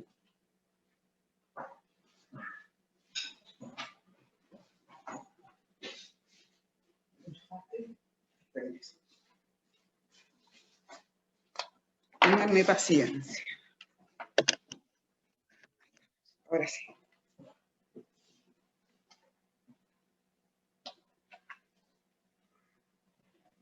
No se enciende esta zapatilla, ¿no? Ah, ya está. Perfecto. ¿Sí? Entonces, fíjense, en este recuadrito, si yo tuviera que hacer un recuadro en el que quiero poner de manifiesto alguna cosa, ¿sí?, haría un recuadrito aquí, donde yo fácilmente puedo distinguir un túbulo contorneado distal, uno de ellos, tengo más vecinos, túbulo contorneado distal aquí, túbulo contorneado distal aquí, proximales, todos estos rosaditos proximales, y aquí voy a marcar los túbulos contorneados, este es un túbulo contorneado distal. Fíjense cómo la luz del túbulo contorneado distal está bien clarita, se nota bien la superficie de las células, la luz se ve blancuzca. En cambio, aquí, en los túbulos contorneados proximales, que estoy marcando aquí, es difícil definir la superficie de la célula, porque se ve todo como una colección así, como si no estuviera disipada la luz. ¿Sí? Mire aquí cómo se nota como si no estuviera disipada toda esta luz. Se ve como ocupada, como por un detrito, como si tuviera algún contenido. ¿Sí? Entonces vamos a ver si nos podemos acercar un poquitito más, sin perder la nitidez de la imagen. Aquí, ¿ve? La superficie de las células del túbulo contorneado distal, ¿sí? Se nota claramente. Aquí la superficie se ve borrosa, lo mismo aquí, ¿sí? Más eosinófilas las células en el túbulo contorneado proximal, los núcleos como si estuvieran más separados uno del otro. Y en cambio aquí, cómo se notan bien las celulitas, cada una de ellas, inclusive si yo pudiera acercarme un poquitito más, hasta podría hasta apreciar cada una de las células. Fíjese cómo yo podría señalar fácilmente el límite entre células. Lo mismo aquí, miren. ¿Sí? Lo mismo aquí, lo mismo aquí, lo mismo aquí, lo mismo aquí. Todos son túbulos contorneados distales. Este, en cambio, más bajito, ¿sí? Ya se parece más a un colector. Ahora vamos a ir a buscar túbulos colectores que se aprecien bien. Túbulos contorneados proximales, túbulos contorneados distales. ¿Sí? Vamos a ir aquí a otra zona donde podamos ver túbulos colectores. Miren aquí. Los túbulos colectores, bueno, estos ya se ven bastante más altos. Los túbulos colectores con las celulitas en domo, miren, las celulitas redondeadas. Esas celulitas en domo que yo les decía, miren qué superficie bien redondeada que tienen. Aquí no se aprecian, algunos están muy apretados, ¿sí? Porque aquí estamos ya en la región de los rayos medulares, todos túbulos colectores, pero lo que yo quería que apreciaran en la parte superficial de esos túbulos colectores, cómo se ven bien redondeaditos. Vamos a ver si encontramos alguna zona donde podamos comparar uno con otro. Fíjense, estos son túbulos contorneados proximales, con la misma morfología que veíamos antes. Acá tenemos un segmento recto del asa de Henle, ahora vamos a buscar asas de Henle también, ¿sí? Túbulos contorneados proximales, túbulos, esto que vemos aquí es un túbulo contorneado distal, y aquí estos son túbulos colectores, las superficies de las células que se aprecian bien redondeaditas. ¿Sí? ¿Se puede entender la diferencia entre unos y otros? Miren, miren la superficie redondeadita. Miren, esta superficie redondeadita de la que yo les hablaba recién, en el túbulo colector. Miren qué redondeadas se ven las células, como si protruyeran, inclusive como si el núcleo estuviera empujando el citoplasma hacia la superficie. ¿Sí? Esa superficie redondeada en domo es típica, aquí también, miren, de los túbulos colectores. ¿Sí? Bien redondeaditos apuntando hasta aquí. Aquí se ven bien altas, ¿sí? No es típico que se vean tan altas. Siempre es un epitelio cúbico bajo. Esto corresponde a asas de Henle. Fíjense el epitelio plano del asa de Henle, bien delgadito, ¿sí? Prácticamente plano. Vamos a buscar otra, aquí, otro segmento de asa de Henle, ¿sí? Porción delgada del asa de Henle. Túbulo colector. Miren este túbulo colector, cómo fácilmente se distingue la redondez superficial de las células. Esta morfología buscamos. Esta morfología característica de las células que componen el epitelio del túbulo colector. ¿Sí? Túbulo contorneado proximal, túbulo contorneado distal, túbulo contorneado distal. Fíjense que el túbulo contorneado distal no se ven las células tan redondeadas en la superficie como en los túbulos colectores, y son un poquitito más altas. ¿Sí? ¿Se aprecia esa diferencia? Sí, ahora sí. Sí, profe. Bien. Bueno. Aquí tenemos entonces, fíjense estos rayos, aquí comienzan los rayos medulares. Miren este túbulo colector, vamos a ver si nos podemos acercar bien a él. ¿Sí? Miren la superficie, ¿ven? Que a veces el núcleo como que protruye, apunta, empuja el citoplasma de la célula hacia arriba. Bien redondeado, túbulo colector. Esto que vemos aquí, ¿sí? Túbulos contorneados proximales, túbulos contorneados distales. Miren, estos son distales, acidófilos siempre, pero más pálidos que sus vecinos. ¿Sí? Este es un túbulo colector que se ve muy, pero muy bien. Bueno. Les quedo debiendo el polo urinario, que aquí como que se insinúa en un corpúsculo renal. Estos preparados están muy, muy lindos, con un ancho de banda cómodo, ustedes lo van a poder recorrer fácilmente.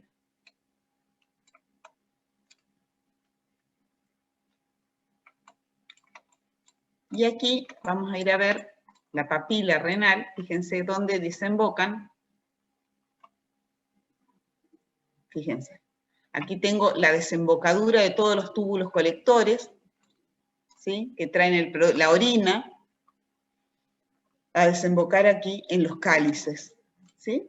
Fíjense cómo acá en algunos cortes inclusive se ve desembocando los túbulos allí, desembocan a este espacio, ¿sí? De los cálices, y miren cómo ya empezamos ahí con una zona que va a desembocar en vías urinarias con un epitelio diferente, porque aquí ya encontramos el epitelio de transición típico, ¿sí? De los uréteres, de la uretra y de la vejiga. Este epitelio que yo veo aquí, fíjense cómo es un epitelio cómo es un epitelio estratificado, es un epitelio de transición. El epitelio de transición ahora lo vamos a ir a ver en detalle, es un epitelio estratificado, transicional. El epitelio de transición recibe este nombre especial, se le llamó de transición, ahora el nombre más adecuado y más moderno es el urotelio. Es un epitelio muy, pero muy especializado. Es un epitelio que tiene varias capas de células, ¿sí? Tiene una capa basal, una capa intermedia y un estrato superficial. Aquí en este estrato superficial, las células del estrato superficial se ven como alargadas, fíjense. Vamos a ver. Se ven como aplanadas, pero no siempre se ven así. La distensión del órgano, cuando aloja volúmenes de líquido, hace que las células más superficiales de ese epitelio se vean más aplanadas. Por eso se llamó también epitelio transicional, porque depende de la relajación del órgano, si las células se ven más estiradas, como en este caso, o más redondeadas. Vamos a ver un corte de vejiga urinaria, por ejemplo, para apreciar ese epitelio. Estamos de acuerdo con este epitelio, ¿no? Fíjense, antes de ir al corte de vejiga, descansa sobre su lámina basal, células basales, miren los núcleos definidos con nucleolo prominente. ¿Sí? Estos estratos intermedios podemos encontrar unas células en raqueta, unas células que tienen una forma en raquetita muy similar al simbolito que se usa para localizar cosas en las aplicaciones. Fíjense, esta sería una célula en raqueta. ¿Ven? Tiene esa formita como de raquetita, ¿sí? En cambio, las células más superficiales, que nosotros aquí vemos como esta, por ejemplo, ¿sí? Esta con este núcleo aquí, que se nota también, aquí se ve distendida, pero podría verse menos distendida si estuviera más vacío el órgano. Entonces, estas celulitas que se ven en la superficie, que aquí en este caso se ven más distendidas, pero que ese grado de distensión va a depender de la cantidad de líquido que aloje el órgano, se llaman células en umbrela o células en paraguas, ¿sí? Entonces en el estrato intermedio tenemos estas células en raqueta y en el estrato superficial esas células en paraguas. El urotelio es uno de los epitelios más especializados que existen, ¿sí? Digamos, todos los epitelios son una especialización, muestran una especialización. Pero el epitelio, el urotelio, muestra una especialización particular, porque es uno de los epitelios más resistentes que existen, más resistentes a la distensión. Y eso es porque las células tienen adaptaciones morfológicas especiales. Por ejemplo, forman una barrera impenetrable ese epitelio, porque el contenido de orina que alojan en las vías o en la vejiga no traspasa ese epitelio, ¿sí? Es prácticamente intraspasable. Esto se debe a los complejos de unión célula-célula que muestra este epitelio. Las células están muy vinculadas entre sí por complejos de unión. Por supuesto que tienen complejos de unión del tipo de los desmosomas, pero también uniones oclusivas, ¿sí? No solamente uniones adherentes, sino uniones oclusivas. Y además porque las células superficiales, sobre todo en los estratos con más grado de expresión en las células más superficiales como estas, que son las células en paraguas, expresan una proteína, una glucoproteína que se llama uroplaquina. La uroplaquina es una glucoproteína que reviste estas células, fíjense aquí tenemos estas células que se llaman en paraguas o en umbrela, ¿sí? Se ven aquí más distendidas, ¿sí? O se ven con más formita, más relajaditas aquí, ¿sí?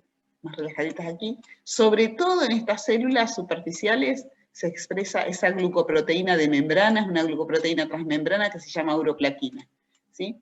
Esa uroplaquina, Estoy buscando una célula en umbrela que se vea bien, bien paraguas aquí, por ejemplo. ¿Sí? Esa uroplaquina,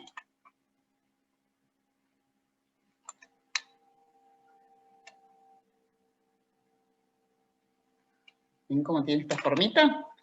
Se expresa aquí en la superficie y es responsable de la impermeabilidad que tienen estas células al contenido líquido que se aloja aquí adentro en la cavidad de la vejiga urinaria o de cualquiera de las vías urinarias que están revestidas por este epitelio. ¿Sí? Esa uroplaquina además es un marcador de estos epitelios, porque estos epitelios son los únicos que expresan esa glicoproteína. Entonces, si yo tuviera, por ejemplo, una progresión tumoral de este epitelio y quisiera marcar células cancerosas que sospecho se originan en este epitelio, podría marcar esa proteína, ¿sí? Esa proteína es fácilmente identificable con una inmunohistoquímica. También, bueno, en el estrato intermedio, aquí se ven menos, ¿sí? Se ven menos abundantes, encontramos las células en raqueta. Recién pasé una que tenía una clásica forma de raquetita. Las células en umbrela más superficiales pueden ser binucleadas, ¿sí? Aquí las vemos más aplanaditas. Y las células basales, bueno, son las responsables de reponer las células que se van perdiendo. Sin embargo, este es un epitelio con muy baja tasa mitótica. Es un epitelio, entre los epitelios, es de los que más baja tasa mitótica tienen. Miren, aquí hay una celulita en raqueta que se ve muy bien. ¿Sí? Las celulitas basales, que si bien pueden sufrir mitosis, de hecho, bueno, proliferan, tienen un índice mitótico muy bajo. ¿Sí? Y arriba, las células en paraguas. ¿Sí? Se aprecia esto, ¿no es cierto? Se aprecia bien, no hay dudas con el urotelio, ¿no es cierto? Sí. Este urotelio, en el caso de la vejiga, en el caso de la vejiga, que estamos viendo un corte de vejiga, descansa separado por una lámina basal sobre un tejido conectivo. Fíjense este tejido conectivo qué denso que es un tejido conectivo denso y regular. ¿Sí? Bien denso. Estos son fibroblastos, ese tejido conectivo bien denso. ¿Sí? Aquí por debajo de este epitelio impenetrable. Y ese tejido conectivo, si no lo tengo que confundir con las células musculares. Aquí por debajo del tejido conectivo ya empiezo con la túnica muscular, la muscular propia del órgano. La túnica muscular propia del órgano en la vejiga, ustedes ya saben, tiene básicamente 3 capas.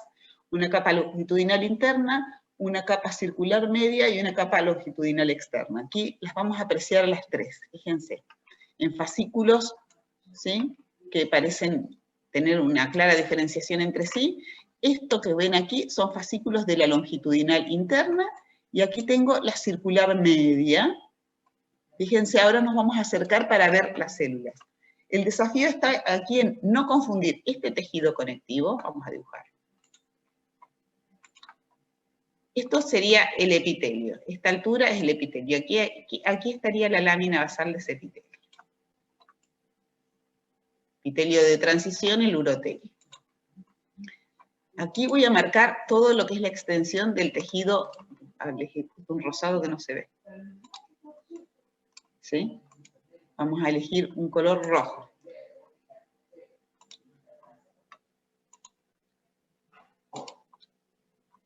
Aquí. Esto. Es tejido conectivo. ¿Sí? Y ahora vamos a cambiar de color y vamos a señalar tejido muscular. Esto que veo aquí es tejido muscular. Esto es tejido muscular. Sí, se aprecia la coloración, ¿no es cierto?, a este nivel. Todo esto es tejido muscular, esto es tejido muscular, y esto es tejido muscular también. Estos tejidos musculares yo voy a poder distinguir por la orientación de las fibras, la longitudinal interna, de la circular media, y ahora voy a borrar todo, porque cuando corro la imagen me quedan fijos los dibujos. ¿Sí? De esta, que es la longitudinal externa, ¿sí? Fíjense que estas celulitas se ven en una orientación diferente que estas otras. Vamos a verlas de cerca. Entonces, ahora nos acercamos. Epitelio, acidófilo, pálido, baja apetencia tintorial. Tejido conectivo denso y regular. Toda esta acidofilia más marcada que veo aquí se debe a las fibras de colágeno que son abundantes porque es un tejido conectivo denso. Aquí veo la túnica muscular, que es la longitudinal interna. Fíjense que en esa túnica muscular yo veo los típicos núcleos de las fibras musculares, núcleos con una cromatina laxa, que se aprecia como grumosa, donde se aprecian, ¿sí?, estos grumos de cromatina, y se aprecia también fácilmente un nucleolo. Miren los nucleolos prominentes que veo aquí. Esto es tejido muscular. No tengo que confundir este tejido muscular con este tejido conectivo. Miren las fibras, ¿sí? Las fibras tienen un brillo aquí que es diferente de la acidofilia del tejido muscular liso de aquí. Esta túnica muscular longitudinal interna tiene diferencias con la circular media. Miren aquí cómo la orientación de los núcleos ha cambiado. Aquí fácilmente veo que en este plano de corte los núcleos se ven más alargados, típicos núcleos de fibras musculares. Miren qué bien que se aprecian. ¿Ven? Cromatina bien laxa, nucleolo prominente, nucleolo, nucleolo, nucleolo. Miren qué hermosos que se ven estos núcleos de fibras lisas, cortadas a lo largo, porque estoy aquí en plena capa circular media. Y aquí me voy a ir recorriendo, me voy a ir desplazando hacia la periferia, y voy a llegar a una zona donde estos núcleos no tengan esta orientación. Miren qué bonitos que se ve hermoso este tejido muscular. Este es un hermoso corte para aprender bien tejido muscular liso. Y voy a ir acercándome aquí, esto es un vaso sanguíneo, donde ya empiezo a tener otra orientación de las fibras musculares. Y aquí, miren cómo estas fibras, estos núcleos, ya no se ven alargados como se veían antes, se ven más redondeaditos, porque las fibras musculares están cortadas en otro plano, y aquí las tengo y se notan individualmente cada una de las fibras musculares. Fíjense cómo noto el límite entre célula y célula. Y estoy aquí en plena hoja longitudinal externa de la pared muscular, de la muscular propia de la vejiga, ¿sí? Por fuera, lo que voy a encontrar es una cantidad variable de tejido conectivo propio de la adventicia. El órgano tiene una adventicia y una serosa, por supuesto, una serosa plana, simple, un epitelio plano simple, ¿sí?, que está separado de la muscular del órgano por una capa de tejido conectivo laxo que constituye la adventicia. ¿Sí? ¿Estamos de acuerdo? Yo acá tenía esto abierto acá. Molesto. ¿Se aprecia bien este corte de vejiga? ¿Hay preguntas con el corte de vejiga? Es muy sencillo. Sí, profe, se ve súper bonito. Se ve súper bonito, sí, se ve súper bonito. Tenemos otro corte de vejiga aquí. Hay varios cortes de vejiga. Este corte de vejiga está muy bueno, porque en fíjense que vamos a tener, aquí tenemos dos cortes de vejiga, uno y otro. Este que veo aquí, vamos a apreciar el epitelio de transición relajado, el epitelio del urotelio relajado. Otra vez vamos a poder repasar, además, vamos a poder repasar acá, miren qué bonito que se ve. Se ve hermoso. Miren las células en paraguas. Si ustedes se toman la molestia de recorrerlo en toda su longitud, eventualmente van a encontrar algunas binucleadas, porque son habituales. Miren esta que es redondeadita. Las células en paraguas, ¿sí? Estas celulitas redondeaditas en la superficie se ven así porque esta vejiga está relajada. Miren qué redondeadas que se ven. Cuando la vejiga está redondeada, inclusive pareciera que el epitelio tiene más estratos aún, ¿sí? No es así, simplemente están relajadas las células, ¿sí? El estrato intermedio aquí en este corte no se ve tan generoso, ¿sí? Y las células basales. Aquí, miren el tejido conectivo denso, irregular, miren los manojos de fibras colágenas de ese tejido conectivo. Y aquí lo que veo es el tejido muscular. Aquí veo la longitudinal interna de la vejiga, ¿sí? Si me desplazo un poquitito más, estos son vasos sanguíneos, me voy a topar con unas células dispuestas longitudinalmente, en medio oblicuas aquí, que constituyen, así, aquí, se ven un poquitito oblicuas, aún así, que constituyen la circular media, y finalmente voy a topar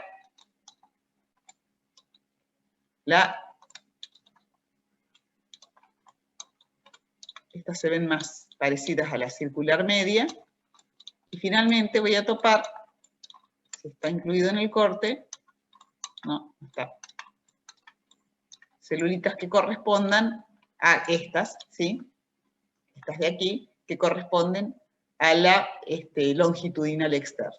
Pero lo más importante de este preparado, vamos a ponernos aquí, es que me permite apreciar la perspectiva de cómo se ve el epitelio cuando está relajado, versus el epitelio contraído, porque este corte de aquí al lado, también tengo un epitelio, el órgano tiene la musculatura contraída, está dilatado, ¿sí? Tiene está distendido, está dilatado porque aloja gran cantidad de líquido, y fíjense cómo estas celulitas en umbrela, estas se ven alargadas. Miren la distancia entre célula y célula, la distancia entre célula y célula, ¿sí? Veo una célula, veo otra, ¿sí? Una al lado de la otra, y la superficie de estas células se ve alargada. Se ven más aplanadas las células. Pareciera que la cantidad de núcleos de la que constituyen el epitelio son menos. Aquí los veo. Y pareciera que la cantidad de núcleos que constituyen, que veo en el epitelio, son más. ¿Sí? Miren, aquí veo como más abundancia de núcleos en el epitelio que aquí al lado, donde veo menos abundancia de núcleos en el epitelio. ¿Sí? Es el mismo corte, ¿sí? Es el mismo órgano, pero en dos versiones, una porción distendida y una porción relajada. Aquí otro corte más, esto también es vejiga, aquí se aprecia muy bien, fíjense todo lo que es el epitelio, mucho tejido conectivo, este es un órgano que está relajado, vamos a ver celulitas entonces con la superficie bien redondeada en ese epitelio cuando nos acerquemos, y vemos las tres capas de músculo. La muscular propia del órgano tiene la longitudinal interna, circular media y longitudinal externa, y el tejido conectivo adventicio revestido por una cerosa. Si nos acercamos, fíjense que ya a este nivel podemos apreciar las diferencias entre tejido conectivo y tejido muscular. Todo esto es tejido conectivo, miren qué denso que es. Inmediatamente el corión, inmediato, todo este tejido conectivo justo por debajo del epitelio, el corión de esta mucosa vesical, es un poquitito más laxo que este otro, fíjense. Aquí se nota una diferencia de coloración. Todo esto es tejido conectivo. Este se ve un poquitito más laxo que este. Tejido muscular, tejido muscular, tejido muscular, cortado en distintas orientaciones. Y tejido conectivo muy laxo de la adventicia. Fíjense cómo aquí, cuando yo me acerco,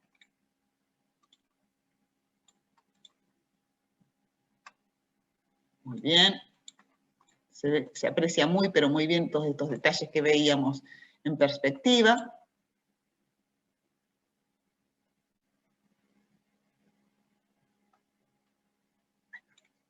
Miren, miren las celulitas superficiales. Acá justamente tenemos una célula en paraguas binucleada.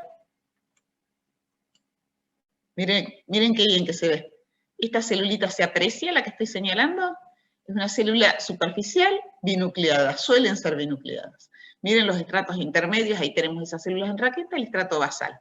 Lámina basal que separa de un corión o lámina propia de tejido conectivo, que el inmediato se ve más laxo que el que se continúa, que es denso, irregular. Miren la diferencia entre un tejido conectivo más denso y más laxo. Es hermoso este corte para apreciar esas diferencias. Lámina basal, tejido conectivo, si bien no es un tejido conectivo laxo, es un tejido conectivo moderadamente denso y un tejido conectivo francamente denso. Miren los manojos de fibras colágenas aquí.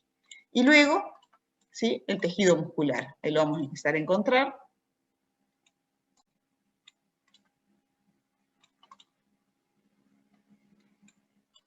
Aquí.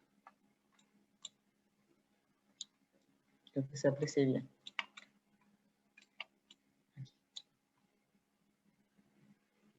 Ya aquí tenemos tejido muscular. Muy bien. ¿Sí? Teníamos el epitelio aquí, tejido conectivo, más laxo aquí, más denso aquí, y aquí ya tenemos tejido muscular. Fíjense que el tejido muscular se ve diferente, ¿sí? Este es un filete nervioso. Pues lo vamos a ver cuando veamos sistema nervioso. Esto no debo confundirlo con otra cosa.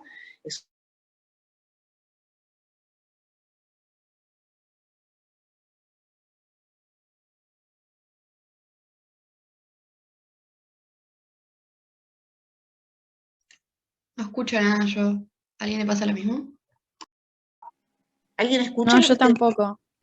Se le Ahora había sí, trabado. profe. No, profe, se te traba. Había trabado, profe. Porque tengo conexión a internet inestable, perdón. Entonces, vamos a repetir. Vamos a repetir aquí, vamos a recorrer de vuelta, ¿sí? El epitelio, miren, toda esta extensión del epitelio, tejido conectivo, que se ve muy bien, más laxo aquí, más denso a continuación. Este es un paquete vasculonervioso, esto que veo aquí. Fíjense, me voy a acercar un poquitito, no lo vamos a ver ahora, pero cuando veamos sistema nervioso lo vamos a ver aquí. Esto que veo aquí, ¿sí? Es un paquete nervioso. ¿Se escucha lo que estoy diciendo? ¿Me escuchan todos? ¿O sin escucharse Sí, lo que profe. digo? Se escucha. Paquete vasculonervioso, esto es tejido nervioso, ¿sí? De un plexo nervioso. Y esto que veo aquí ya es músculo cortado transversalmente, músculo liso, de la túnica, de la muscular propia del órgano. Esta es la hoja longitudinal interna. Sigo con músculo liso, longitudinal, cortado longitudinalmente. Es la hoja, la capa longitudinal media. Tengo un gatito acá, que hace lío. Cobró. Acá tengo una hoja, la capa longitudinal media, y aquí tengo, ¿sí? Circular media, perdón, y aquí tengo la longitudinal externa, ¿sí? Entonces tengo longitudinal interna, circular media, longitudinal externa, ¿sí? Fíjense cómo están cortadas las fibras musculares en distinta orientación. Y luego tengo aquí la adventicia, que ahora cuando se recupere el foco, la vamos a poder apreciar bien. Otro muy lindo corte de vejiga para apreciar un montón de detalles. Lindo corte de vejiga, que esta es una vejiga completa. Miren la luz, cómo se ve toda replegada. Finalmente vamos a ver uréter. Uréter es el corte que no hay que confundir con vejiga. El uréter fácilmente lo podemos distinguir porque por lo general va a ser una luz así replegada y estrellada. ¿Por qué va a ser una luz replegada y estrellada? Porque es poco probable que encontremos un uréter distendido, porque es más de tránsito que de almacenamiento el uréter, ¿sí? Sin embargo, bueno, puede ocurrir que encontremos un uréter más distendido. Típicamente tienen estas ramificaciones la luz estrellada, ¿sí? Porque suele estar contraído. Miren aquí, el epitelio como se ve más clarito y más lila. Tejido conectivo, y luego tenemos aquí el tejido muscular. El tejido muscular del uréter depende del tercio. El tercio más proximal a la vejiga va a tener 3 capas. Una longitudinal interna, una circular media y una longitudinal externa. Pero en el tercio más distal va a tener básicamente 2 capas. Una longitudinal interna y una circular más externa. Entonces, longitudinal interna y una circular más externa. Y luego un tejido adventicio que lo reviste. Siempre ese tejido muscular se encuentra dispuesto como en fascículos más dispersos, no tan organizados como en vejiga, ¿sí? En este corte nos acercamos un poquitito. Miren qué denso que es el tejido conectivo de la mucosa, del uréter. Miren cómo ese tejido conectivo que está por debajo del epitelio, miren qué denso, que es bien denso, bien denso, ¿sí? Miren el epitelio, como aquí el epitelio se ve más basófilo. Los epitelios, los urotelios, suelen tener una tendencia un poquitito más hacia la basofilia, se ven más lilas. Fíjense las células otra vez, las células más superficiales, las células en paraguas, ¿sí? Las células intermedias, esas celulitas en raqueta, tejido conectivo de la lámina propia de ese epitelio. Y aquí ya encontramos, miren, esto es tejido muscular. Esto es el tejido muscular, fascículos más dispersos, no tan empaquetados y organizados, ¿sí? Básicamente en dos capas aquí, ¿sí? Una longitudinal interna y una circular externa, y luego el tejido conectivo de la adventicia, ¿sí? Si Una nosotros circular nos fijamos, media. depende del tercio, ¿sí? Ah, Depende del bien. tercio. Si es el tercio más proximal a la vejiga, tenemos la circular media y la longitudinal externa, tenemos las tres capas. Pero en el tercio más distal vamos a tener básicamente dos capas, ¿sí? Una longitudinal interna y una circular externa. Depende el tercio del uréter, ¿sí? Qué porción del uréter haya agarrado el corte, hayamos cortado, ¿sí? Bueno, hasta aquí, ¿qué preguntas hay? ¿Hace falta repasar algún preparado?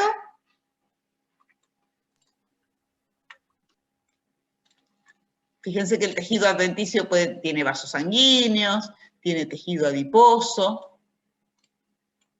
¿Hay alguna pregunta de estos preparados? Profe, cuando dijiste tejido muscular y conectivo, dijiste miremos las fibras o no, para no confundirlos. Sí, ojo ahí, en el tejido conectivo, las fibras a las que me refiero son fibras colágenas. Y estoy hablando, vamos a acercarnos y vamos a mirarlo ahí. Miren aquí. Esperemos que vuelva el foco, ahí está. Miren, este tejido conectivo, de aquí miren qué denso que es, toda esta acidofilia, esta eosinofilia, se debe a fibras colágenas. Y las fibras colágenas son componentes de la matriz extracelular, ¿sí? Son componentes extracelulares.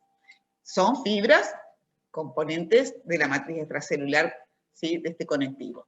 Y cuando hablo de fibras musculares, estoy hablando de las células. Pasa que aquí es la misma palabra para designar dos cosas distintas. En la histología del tejido muscular, fibra es célula. Si yo le digo fibra a una célula muscular estriada-esquelética, le digo fibra a un cardiomiocito, le digo fibra a una célula del tejido muscular liso. ¿Sí? Esas son fibras del tejido muscular liso.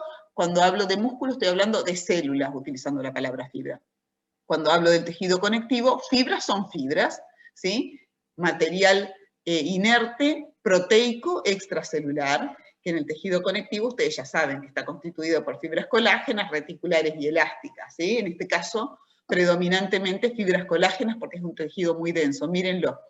Miren aquí cómo se distingue muy bien. Miren. Esto que estoy señalando aquí con el cursor es tejido conectivo denso. Estos núcleos violetas que veo aquí corresponden a núcleos de fibroblastos, por ejemplo, secretores de esas fibras colágenas extracelulares, componentes de la matriz extracelular de ese tejido conectivo. Esto que veo aquí, todo esto, más palidito, ¿sí? Que se ve como más espumoso, con núcleos, fíjense cómo los núcleos son más pálidos, miren. Núcleos más pálidos, miren qué bien que se nota el nucleolo en ese núcleo de aquí, ¿sí? Núcleos con cromatina más laxa, propios de fibras musculares, miren aquí este núcleo, ¿sí? Con cromatina más laxa y nucleolo prominente, todo esto es tejido muscular. Y cuando hablo de fibras aquí, estoy hablando de estas células, ¿sí? Entonces por eso uso indistintamente el término fibra aquí, ¿sí? Está clara la distinción, ¿no es cierto? Sí, profe, gracias. La habilidad, aquí se nota muy bien la diferencia entre tejido conectivo y tejido muscular, ¿sí? No siempre es tan claro. Una de las habilidades mayores que se puede tener, digamos, una de las habilidades más útiles que se puede tener en histología es distinguir inequívocamente tejido muscular de tejido conectivo. En el otro corte de vejiga que tenemos aquí, podemos hacer la misma distinción que hace un ratito la hacíamos, entre tejido conectivo y tejido muscular, ¿sí? Y otra vez lo mismo. Esto que veo aquí, que estoy señalando con el cursor, es todo tejido conectivo. Estos manojos que parecen pinceladas rosadas, que veo aquí, corresponden a fibras colágenas. Les llamo fibras, ¿sí? Colágenas. Organizadas, ¿sí? Como ya sabemos en la síntesis del colágeno, que se sintetiza como tropocolágeno, ¿sí? Una vez que es sintetizado y escindido los propéptidos por la procolágeno peptidasa, y se autoensamblan entre sí esas moléculas de tropocolágeno para formar las fibras de colágeno. Estas son fibras de colágeno, material acelular, el tejido conectivo. Y esto que veo aquí, que estoy señalando aquí, es tejido muscular liso. Miren qué coloración similar tiene en este corte, que típicamente es así, ¿sí?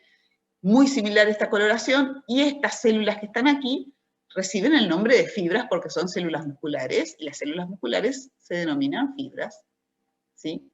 Ahora espero que vuelva el foco un poquitito, ¿sí? No debo confundir estas fibras que son células con estas fibras que son material celular. Tejido muscular liso, tejido conectivo, ¿sí? Este tejido muscular liso está cortado transversalmente, pertenece a la túnica longitudinal interna del órgano, y este tejido muscular liso que voy a mostrar ahora aquí, está cortado longitudinalmente, corresponde a la túnica circular media del órgano. Pero aquí también puedo seguir distinguiendo tejido conectivo, tejido muscular. Todo esto es tejido conectivo que te acompaña el tejido muscular. Los tejidos musculares son acompañados de tejido conectivo. Los perimicios, endomicios y epimicios se continúan con los tejidos conectivos vecinos. Estoy acá en el mismo sitio del paquete vasculonervioso. Tejido nervioso, tejido nervioso, tejido nervioso, un vaso sanguíneo. ¿Sí? Esto no lo vemos ahora, lo vamos a aprender a distinguir más adelante. ¿Sí?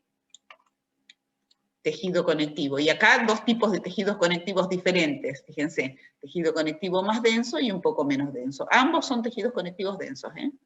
¿Sí? Aquí se ve este más denso y este un poco menos denso. Esto es por el animal origen de este órgano, no sé de qué este órgano, esta vejiga de que ciertamente de humano no es. ¿Sí? Y todas las características del epitelio. Aquí tenemos todos los tejidos, miren. Epitelio de transición, urotelio, con todos sus estratos, el más basal, el intermedio, el superficial con las células en sombrilla, en paraguas, ¿sí? Tejido conectivo, todo este tejido conectivo, dos versiones de tejido conectivo, más denso y menos denso, tejido muscular liso. Muy bien. ¿Qué más? ¿Hay preguntas? ¿Hay alguna inquietud, alguna revisión de algún preparado que haga falta hacer? Profe, yo tengo una, pero es más teórica. Sí. De una parte del libro que leí, que el conducto mesonéfrico participa en la formación del sistema genital, pero en el hombre. Y en la mujer desaparece. Entonces yo quería saber por qué. Y el sistema genital en la mujer, ¿quién lo va a originar? Si no es el néfrico. Está bien. El conducto mesonéfrico que se origina, digamos, ya digamos, a partir del mesonefro, es decir, en la organogénesis del riñón, ustedes ya saben que tenemos, ya lo repasaron seguramente con el doctor Piñanao, 3 estructuras renales consecutivas del desarrollo: el pronefros, el mesonefros y el metanefros. Las unidades infuncionales prácticamente del pronefros, ¿sí? Van dando lugar, van coalesciendo en un cordón que se forma en el mesodermo intermedio, que es un cordón, que es el cordón mesonéfrico, que luego se canaliza y forma un conducto mesonéfrico. Ese conducto mesonéfrico, ¿sí?, que forma parte del mesonefros, que es esa estructura renal funcional coyuntural transitoria, que después va a involucionar, lo que persiste es el conducto mesonéfrico, que va a desembocar en la cloaca primitiva, que es la porción más distal del tubo digestivo primitivo, ¿sí? La porción más distal revestida por endodermo y que remata en la cloaca. ¿Se ubican en lo que les estoy diciendo o hace falta que les muestre una imagen? ¿Se ubican en la cloaca? No, el profe sí lo había explicado, pero me había quedado esa duda. Ese conducto mesonéfrico, que es un cordón del mesodermo intermedio que luego se canaliza y que sirve como estructura para que allí drenen los pequeños corpúsculos renales, los túbulos renales que se forman del mesonefro, cuando el mesonefro va regresionando y se va formando en la porción más distal el metanefro definitivo, de ese conducto mesonéfrico se forma una yema, que es el brote ureteral, que es la que va a dar lugar a un conducto que se va a ir ramificando y va a formar los cálices mayores y los cálices menores, y que en la porción más distal va a formar los túbulos colectores.